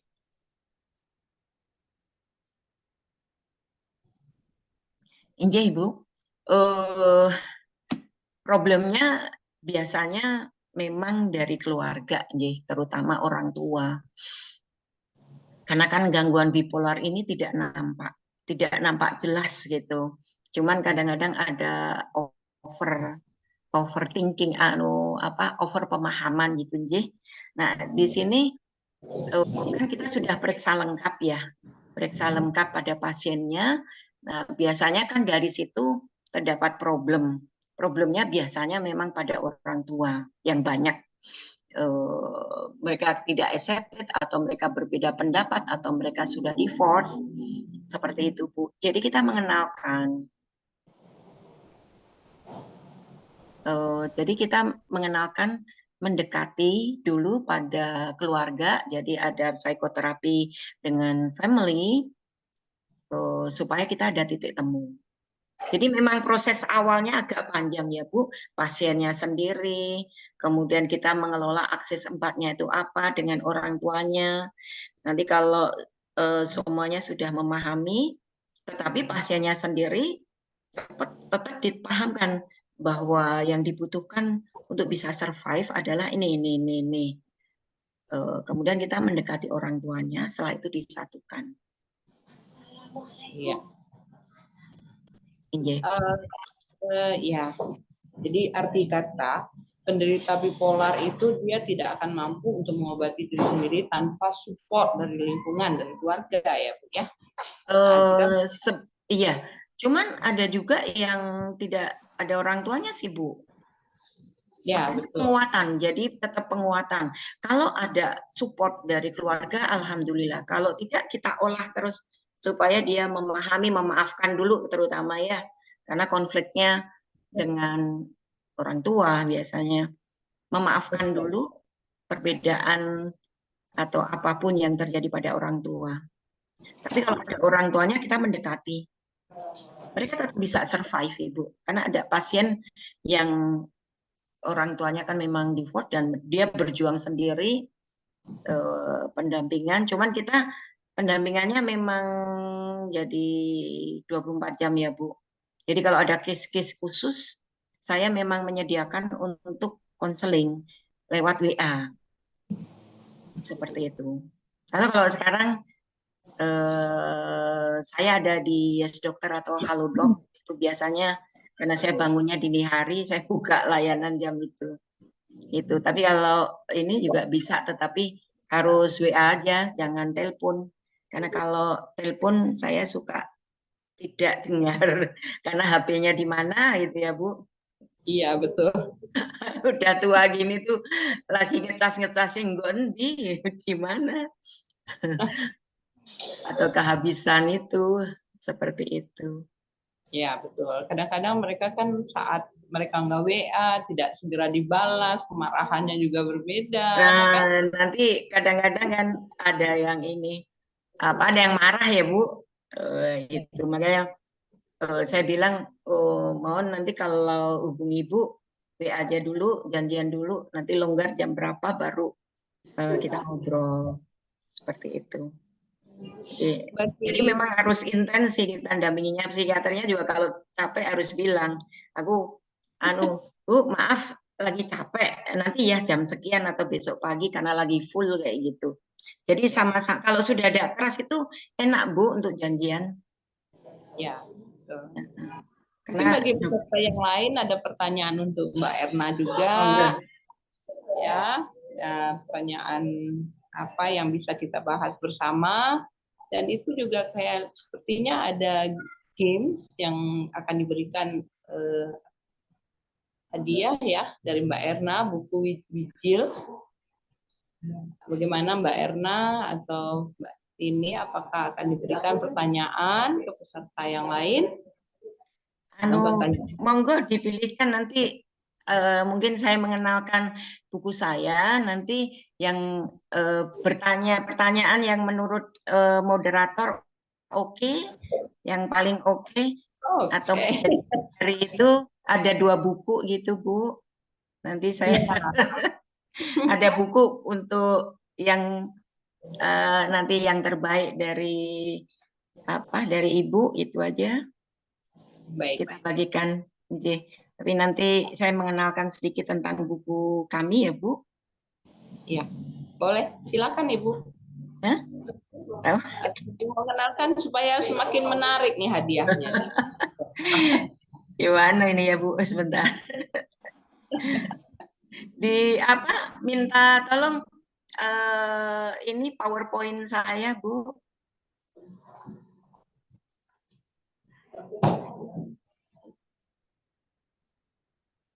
Yang mana? PowerPoint yang paling bawah gitu.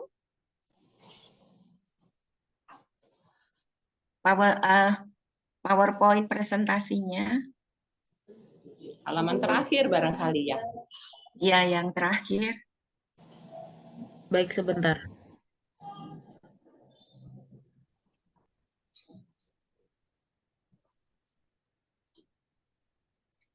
Mbak Susi, Iya Mbak. sebenarnya aku pengen nanya juga loh ke Bu Tini, mumpung ketemu Bu Tini. Oh iya. Boleh ya? Boleh. Sangat boleh. Monggo.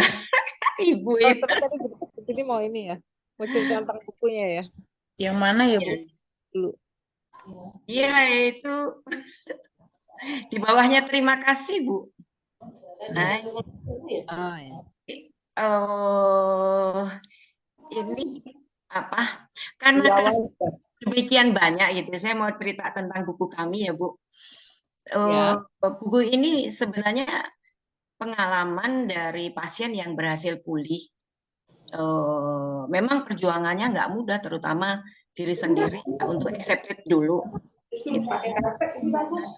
Karena kasusnya itu begitu banyak, saya teringat banget pasien yang berhasil sekarang sudah berumah tangga, sudah punya putra, bisa berprestasi, dan memang kebanyakan pasien saya yang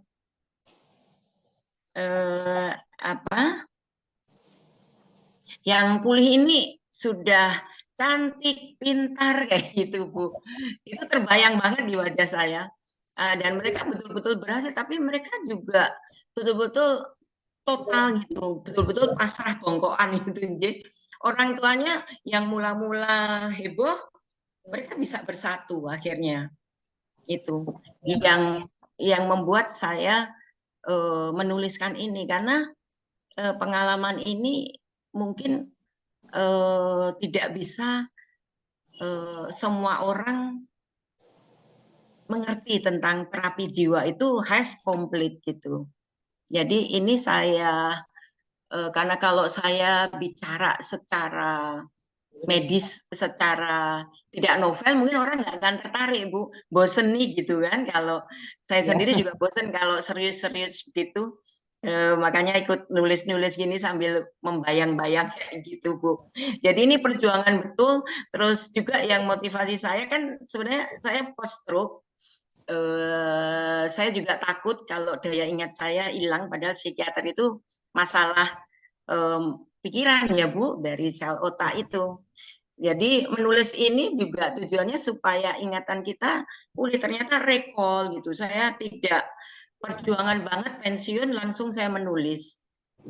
Saya mau tatap dengan siapapun selama 3 bulan. Ya. Diri betul itu.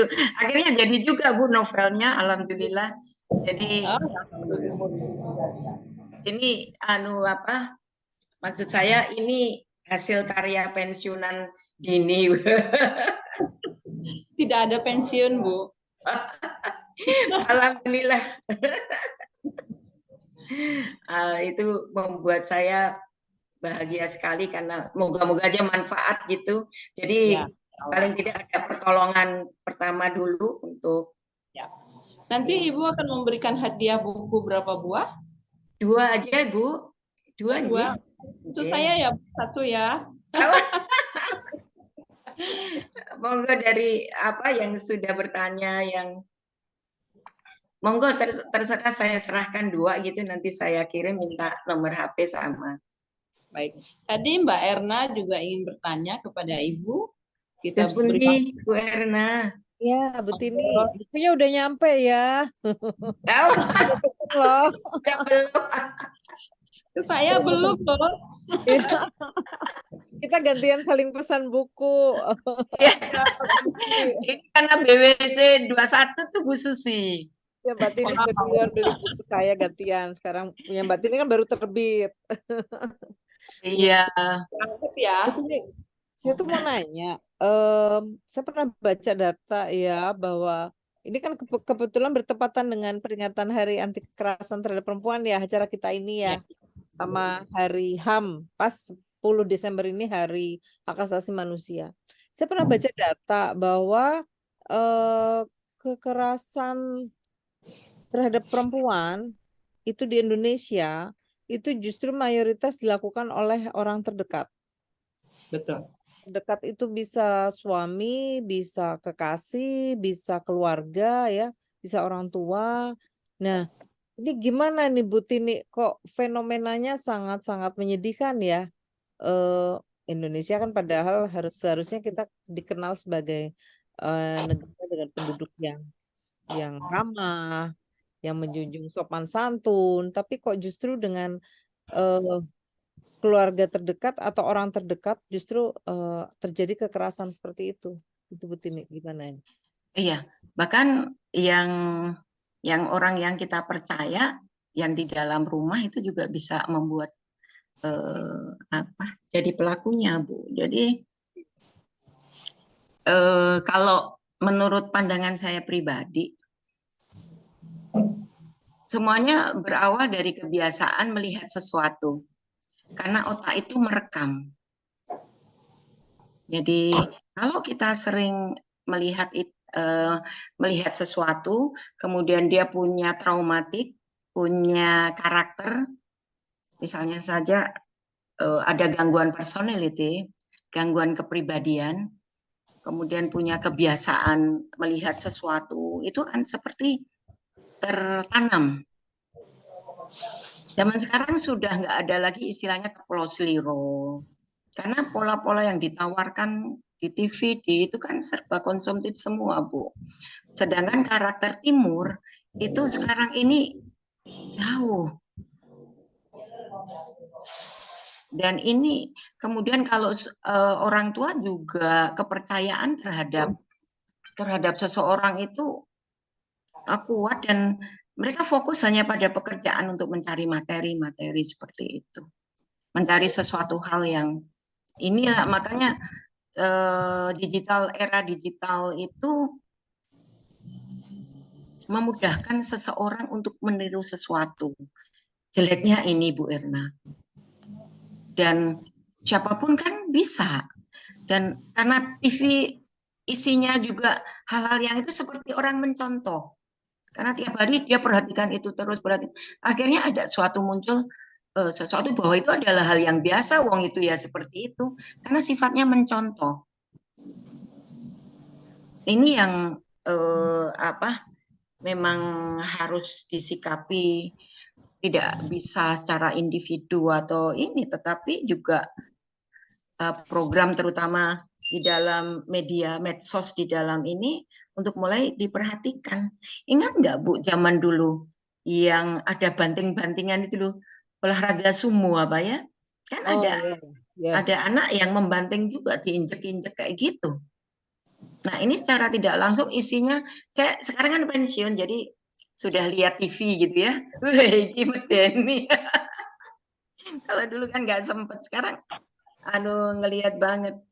Ini yang dicontoh kayak sekarang ini pabrik-pabrik kan banyak di daerah Jepara. Jadi ibu-ibu udah mulai bekerja, mengementingkan pekerjaan, akhirnya banyak sekali perceraian, Bu, di sini. Ya, betul. Oke. Jadi Kayaknya kaitannya makin gampang ya bercerai itu. iya Ibu, banyak sekali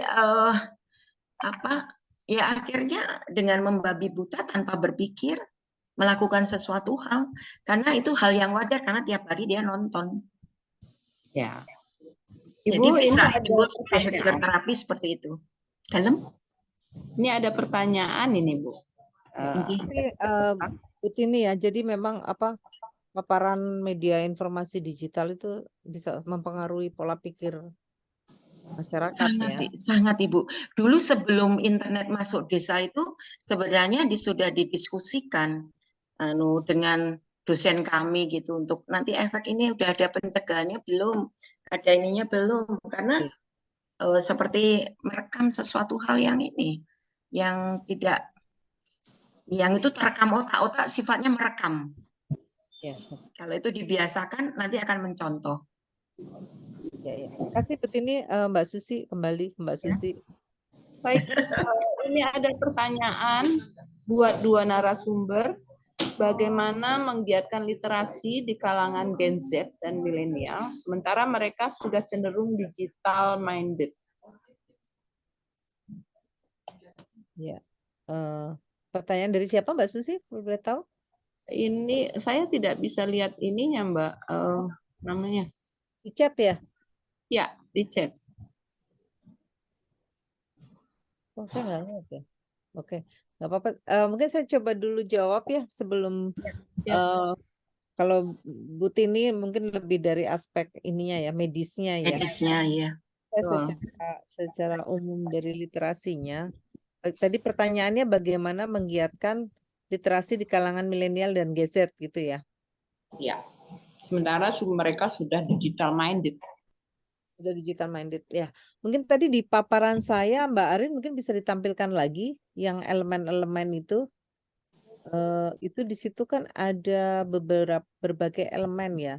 Bentar Bu. Dari orang tua, kemudian sekolah, teman, komunitas, dan media.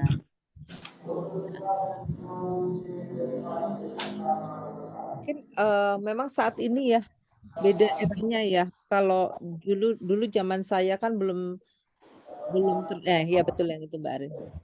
Dulu zaman saya kan belum banyak ya hiburan ya. TV itu cuma ada TVRI, ada TV swasta itu pun harus berbayar gitu ya. Belum ada internet waktu saya remaja, tapi saat ini tuh media hiburan itu sudah sangat banyak. Jadi memang PR bagi kita semua untuk lebih mempopulerkan lagi budaya membaca. Kalau menulis mungkin nanti next step ya. Yang pertama dulu deh budaya membaca gitu ya. Cuma sekarang sebenarnya teknologi digital ini juga sudah merambah ke literasi ya. Sekarang banyak aplikasi-aplikasi yang bisa yang bisa di-download, yang bisa digunakan untuk membaca berbagai bacaan. Nah, seperti ya untuk novel tuh udah ada beberapa macam aplikasi, ada Wattpad, ada segala macam. Kemudian dari Gramedia itu juga ada Gramedia digital, kemudian juga Google tuh ada Google Playbook. Nah, mungkin langkah pertama yang bisa kita lakukan supaya Gen Z dan milenial ini tertarik untuk berliterasi ya, atau kalau yang di bagian media ini, kita bisa mengoptimalkan adanya berbagai platform literasi digital itu tadi. Jadi mungkin buku-buku yang mengandung muatan-muatan positif itu bisa diupload di situ ya. Buku-buku lama ya, terutama saya kan memang senang sekali baca ya dari kecil ya. Jadi buku-buku karya sastra Indonesia lama itu sebenarnya muatan nilai-nilai filosofi hidupnya itu sangat luar biasa. Itu kalau anak-anak Gen Y, Gen Z itu mau baca, itu yang namanya galau, yang namanya istilah mereka apa tuh kena mental, itu nggak akan terjadi deh. Karena mereka akan bisa mempelajari dari buku-buku itu nilai sejarah yang bisa yang bisa diambil hikmahnya. Jadi mereka bisa bisa mengenal bahwa oh, orang zaman dulu itu kehidupannya seperti ini, tidak semudah kehidupan kita sekarang. Jadi kita harus banyak bersyukur. Bisa bisa bisa akan tertanam seperti itu. Nah, cuman mungkin mengarah ke sananya itu yang kita perlu effort ya. Ini mungkin PR kita bersama ini Mbak Susi, Bu Tini ya, mungkin mungkin nanti kita perlu bergandeng tangan berbagai pihak ini ya supaya kaum Gen Z dan milenial ini tertarik gitu ya mengenal literasi lebih dalam lagi. Jadi tidak hanya literasi digital yang bentuknya instan seperti nonton film, main games gitu ya, atau cuma baca-baca berita singkat di medsos, tapi juga bagaimana mereka mengenal literasi yang lebih membutuhkan daya analitis. Misalkan membaca buku-buku sastra, buku-buku sejarah gitu ya, yang lebih dalam gitu ya, yang nggak instan. Nah, itu memang PR kita bersama supaya mempopulerkan. Tapi langkah pertama mungkin tadi kita bisa memanfaatkan platform literasi digital, kita upload di situ. Tapi sebenarnya Gen Z itu juga nggak sepenuhnya senang baca di media digital ya, di HP atau di laptop ya. Mereka sebenarnya juga beberapa Gen Z yang pernah saya temui itu mereka senang juga gitu pas baca novel gitu ya. Jadi ada beberapa pembeli buku saya itu juga dari kalangan Gen Z dan milenial. Nah, cuman sekarang jadi PR itu adalah bagaimana mempromosikannya gitu ya. Mempromosikannya di saat mereka sudah banyak terpapar oleh platform-platform digital yang sifatnya lebih ke visual ya. Kalau baca ini kan nggak visual ya, lebih ke apa? Ke verbal ke literate gitu ya, nggak cuman melihat gitu, tapi juga membaca dan menganalisa. Ya itu tadi ya, kembali jawaban saya tadi bagaimana kita memanfaatkan platform literasi digital dan kemudian juga ini tadi ya peran sekolah, peran kampus, peran kantor itu harus dibuat menjadi lingkungan yang ramah literasi. Begitu juga dengan ruang publiknya. Tapi yang paling penting memang semua itu berawal dari rumah. Dari rumah pengalaman saya pribadi, saya senang baca itu karena bapak saya itu memang sangat-sangat suka membaca. Jadi memang role model itu penting. Jadi kalau sekarang kita misalkan ini si penanya tadi milenial nih Mbak Vivi ini misalnya milenial ya.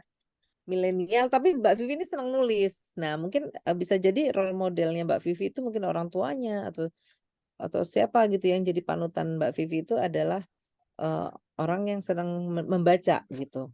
Jadi memang role model itu penting. Jadi kalau kita pengen anak kita, keponakan kita, tim kita yang milenial ini senang baca, senang nulis, ya harus kita kasih contoh gitu. Selain itu tadi ya, kita juga menciptakan ruang-ruang publik yang ramah literasi gitu. Kita bikin klub-klub baca atau klub-klub nulis itu bisa juga. Itu mungkin jawaban dari saya, mudah-mudahan bisa menjawab ya, Mbak Susi. Monggo Bu Tini kalau ada yang ingin disampaikan. Setuju Ibu dengan pendapat Ibu karena membaca itu Ini di meja teh. Membaca itu suatu pola kebiasaan yang memang itu akan dicontoh oleh anak-anak kita ya gitu. Kemudian membaca ini harus kita sosialisasikan. Kenapa? Kalau kita membaca yang lewat digital itu mata kita itu mudah letih, Bu. Terus mudah tegang. Kemudian kita tidak bisa eh, kalau saya pribadi sih lebih senang baca buku seperti itu. Karena efeknya pada mata itu kuat sekali. Dan kita bisa mencatatnya kembali. Tapi tangan itu lebih baik daripada ngetik sebenarnya. Karena efeknya itu berbeda. Bisa terjadi apa tuh Bu? Carpal syndrome ya? Kalau Ini kebanyakan. carpal syndrome. Jadi kalau menulis itu semuanya bergerak, Bu. Iya, antara tangan, saraf kita, Semua, iya, terkoordinasi dengan baik. iya, betul. Itu jadi menulis tangan memang kalau pada pasien kami lebih menyarankan untuk menulis tangan. Harus dengan tangan, tidak boleh ini supaya gerak semua. Dan Iya. dia menulis dengan sepenuh hati, mata juga tidak kena sinar begitu tajam. Ya. Ya. Oke. Memang menulis itu saya rasa juga banyak sekali itu saraf-saraf kita, otak, pikiran semua bekerja berbarengan gitu. Nah, termasuk dari apa yang kita ungkapkan gitu. Nah, itu memang saya pribadi membiasakan diri itu dan saya biasakan juga ke anak-anak dan membiasakan mereka membawa ke toko buku. Sampai sekarang mereka masih hobi membeli buku. Karena apapun kalau digital akan hilang. Saya dengan simpel saya katakan digital itu akan hilang, kalian akan cari lagi. Tapi kalau buku tersusun, nah itu akan kelihatan wujudnya dan nafsu kita, keinginan kita membacanya juga besar. Nah ini memang kita mulai sulit memang Bu. Sulit sekali, ada komunitas anak remaja yang saya bina juga. Ngapain beli buku, kan kita bisa baca di sini gitu kan, HP-nya. Nah, tapi memulai mereka, tapi saya selalu menghadiahkan mereka buku bacaan atau apa gitu. Itu ke cucu pun sekarang saya mulai menghadiahin buku-buku belajar menulis, buku belajar membaca gitu. Itu selalu dimulailah dari kecil-kecil mereka. Tapi mungkin Bu, pola yang harus kita ciptakan untuk membuat generasi Z ini mencintai kembali membaca dan menulis, itu harus ada pola tersendiri untuk membangkitkan keinginan mereka memulai itu lagi. Ini ada mungkin waktu kita juga sudah mendekati akhir. Ada beberapa tadi yang mengajukan pertanyaan, itu ada yang bagus kalau nggak salah ada 5 orang ya, 5 atau 4 orang. Itu Mbak Erna mau bagi-bagi bukunya berapa buah? Ini yang mau dikasih Mbak Susi ada berapa ya? Ada 5 ya kalau nggak salah saya. Saya lihat tadi ada berapa pertanyaan, mungkin Mbak Erna juga bisa lihat ada pertanyaan-pertanyaan itu. Kita akan berikan ke mereka. Boleh saya kasih 2, boleh? Boleh, 4 atau 5 nanti saya cek kembali. Tapi namanya saya nggak bisa memunculkan, Mbak. Ini nanti dikirim lewat WA ya Bu, yang terpilih. Betul.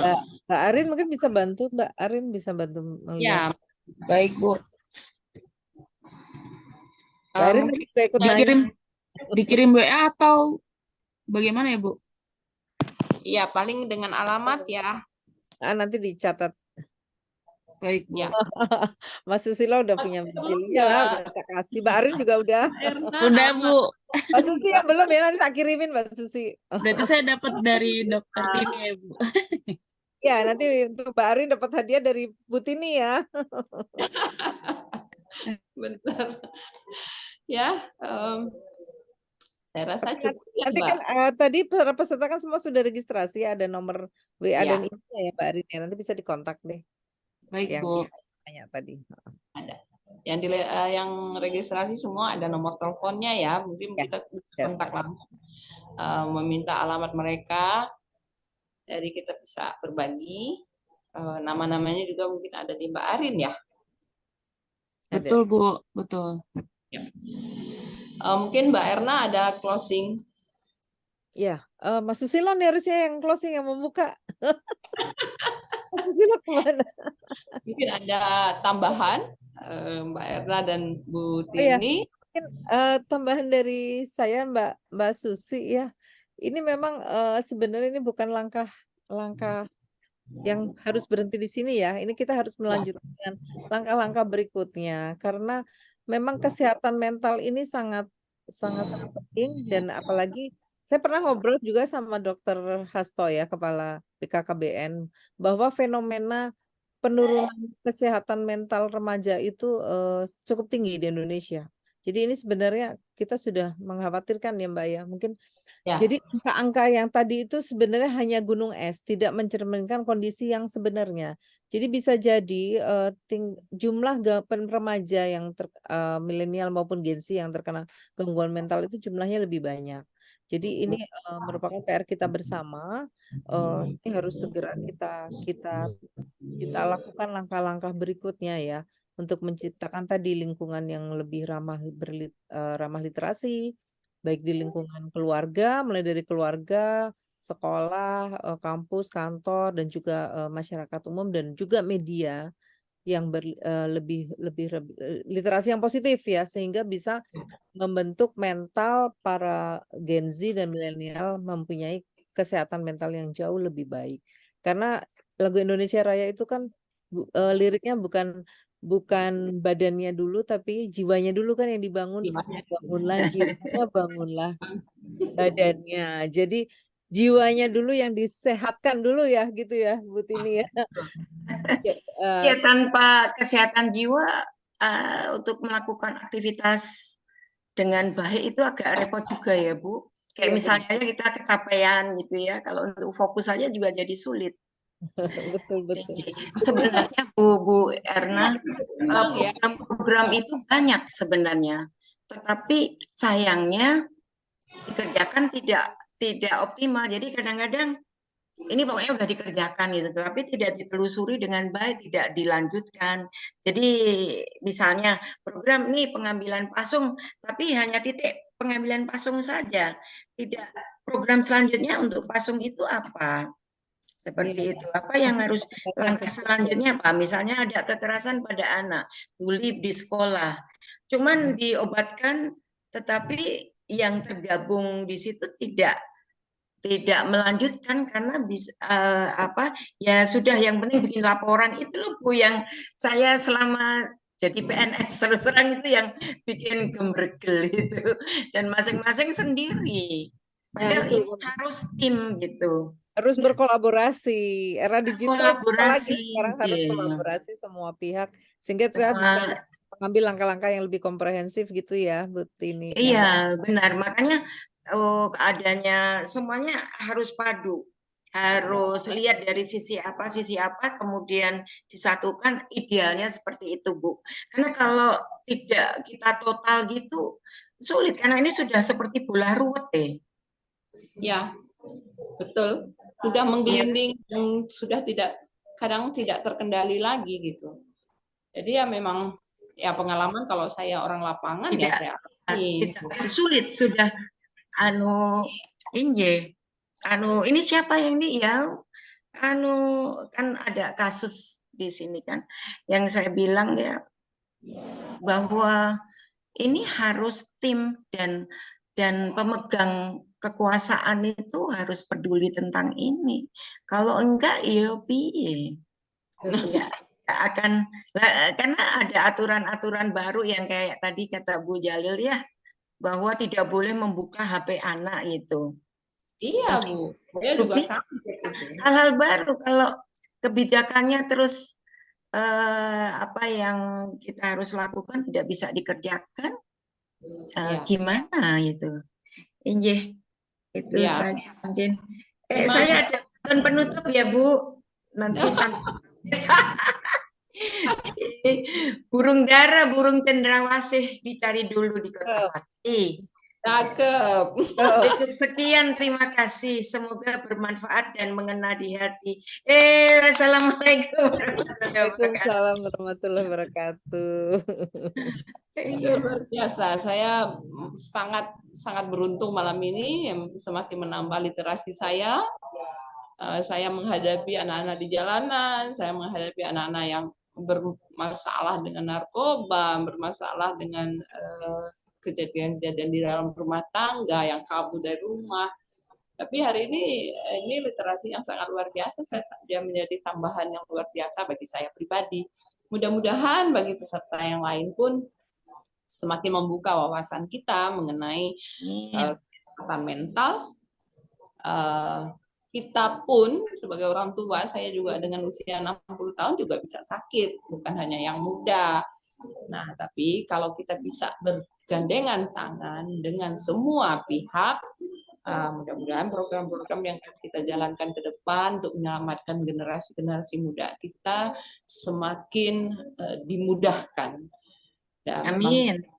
Kan semua kadang-kadang memang harus kita bergerak sendiri sebelum nyoel yang di atas. Tapi ya mudah-mudahan ada bisa lebih intensif. Ini orang literasi, orang psikolog dengan orang lapangan, ini luar biasa banget malam ini. Saya berharap semua peserta hari ini bisa mendapatkan hal-hal yang sangat positif dan bisa diterapkan, dan bahwa poin-poin yang harus kita pahami, psikiater, psikolog bukanlah sesuatu tempat yang memalukan, tapi mereka adalah ahlinya untuk menangani masalah kejiwaan. Kejiwaan bukan berarti gila atau membuat malu keluarga, tapi bayangkan seandainya tidak ditangani di tingkat awal, akan menyulitkan ke depannya, justru akan memalukan. Nah, itu yang harus kita pahami. Kemudian dengan literasi, dengan banyak membaca, mencintai buku, karena kita dulu istilahnya buku adalah jendela dunia, sekarang anak-anak sekarang bilangnya HP jendela dunia. Nah, kita mulai pause, kita tutup jendela HP, kita mulai buka lagi. Buku menjadi jendela dunia. Ya, terima kasih Ibu Tini. Mudah-mudahan kita bisa ketemu lagi di kesempatan terakhir. Saya pengen kopi darat dengan Bu Tini, dengan Mbak Erna. Senang hati, Meridoi, mengizinkan. Terima kasih Mbak Erna. Saya masih penasaran dengan buku mijilnya. Saya minta ke Mas Satrio, nggak dikasih-kasih. Nanti saya kirimkan, Mbak. Ya, ya. Mbak, mungkin bisa foto bareng dulu ya kita ya semuanya. Oh iya, baik. Ya. Siap. Silakan yang kameramennya, kami sudah cantik-cantik. Silakan difoto. Baik, saya foto ya. Ya. 1, 2, 3. Sebentar Bu, sebentar. On cam dulu semuanya kalau memungkinkan.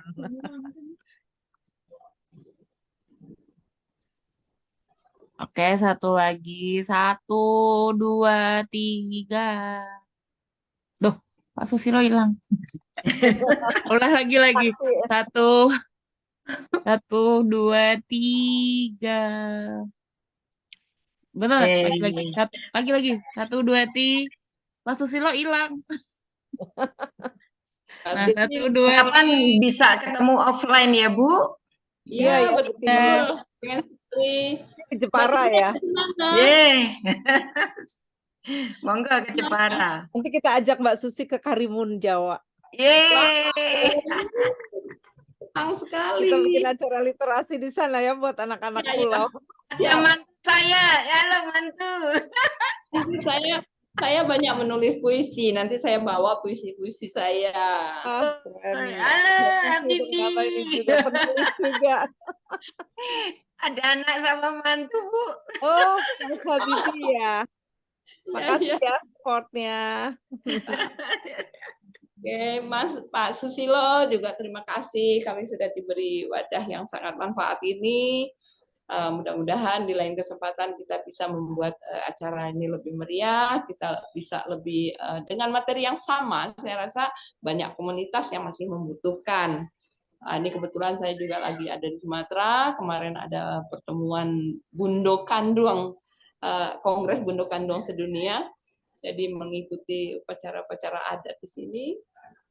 Ya, masih besok sudah kembali ke Bogor. mudah-mudahan malam ini menjadi keberkahan bagi kita semua. Saya mohon maaf lahir batin apabila ada kesalahan dalam mengucapkan, dalam bersikap kepada semua narasumber, kepada CEO-nya, dan kepada semua peserta. Mohon dimaafkan lahir dan batin apabila manfaat yang Anda dapat malam ini bermanfaat secara besar untuk diri Anda, itu adalah karena ridho Allah semata. Tapi apabila ada kekurangannya, itu adalah milik saya pribadi. Mohon maaf lahir dan batin. Kita tutup malam ini pertemuan. Nanti kita lanjut dengan program-program berikutnya. Assalamualaikum warahmatullahi wabarakatuh. Waalaikumsalam warahmatullahi wabarakatuh. Terima kasih Bu Erna, Bu Matur Tini, dan nuwun. semuanya. Ini Bu Erna, Bu Jalil, Bapak. Mbak Bapak siap Ani, Bu kembali. Tini.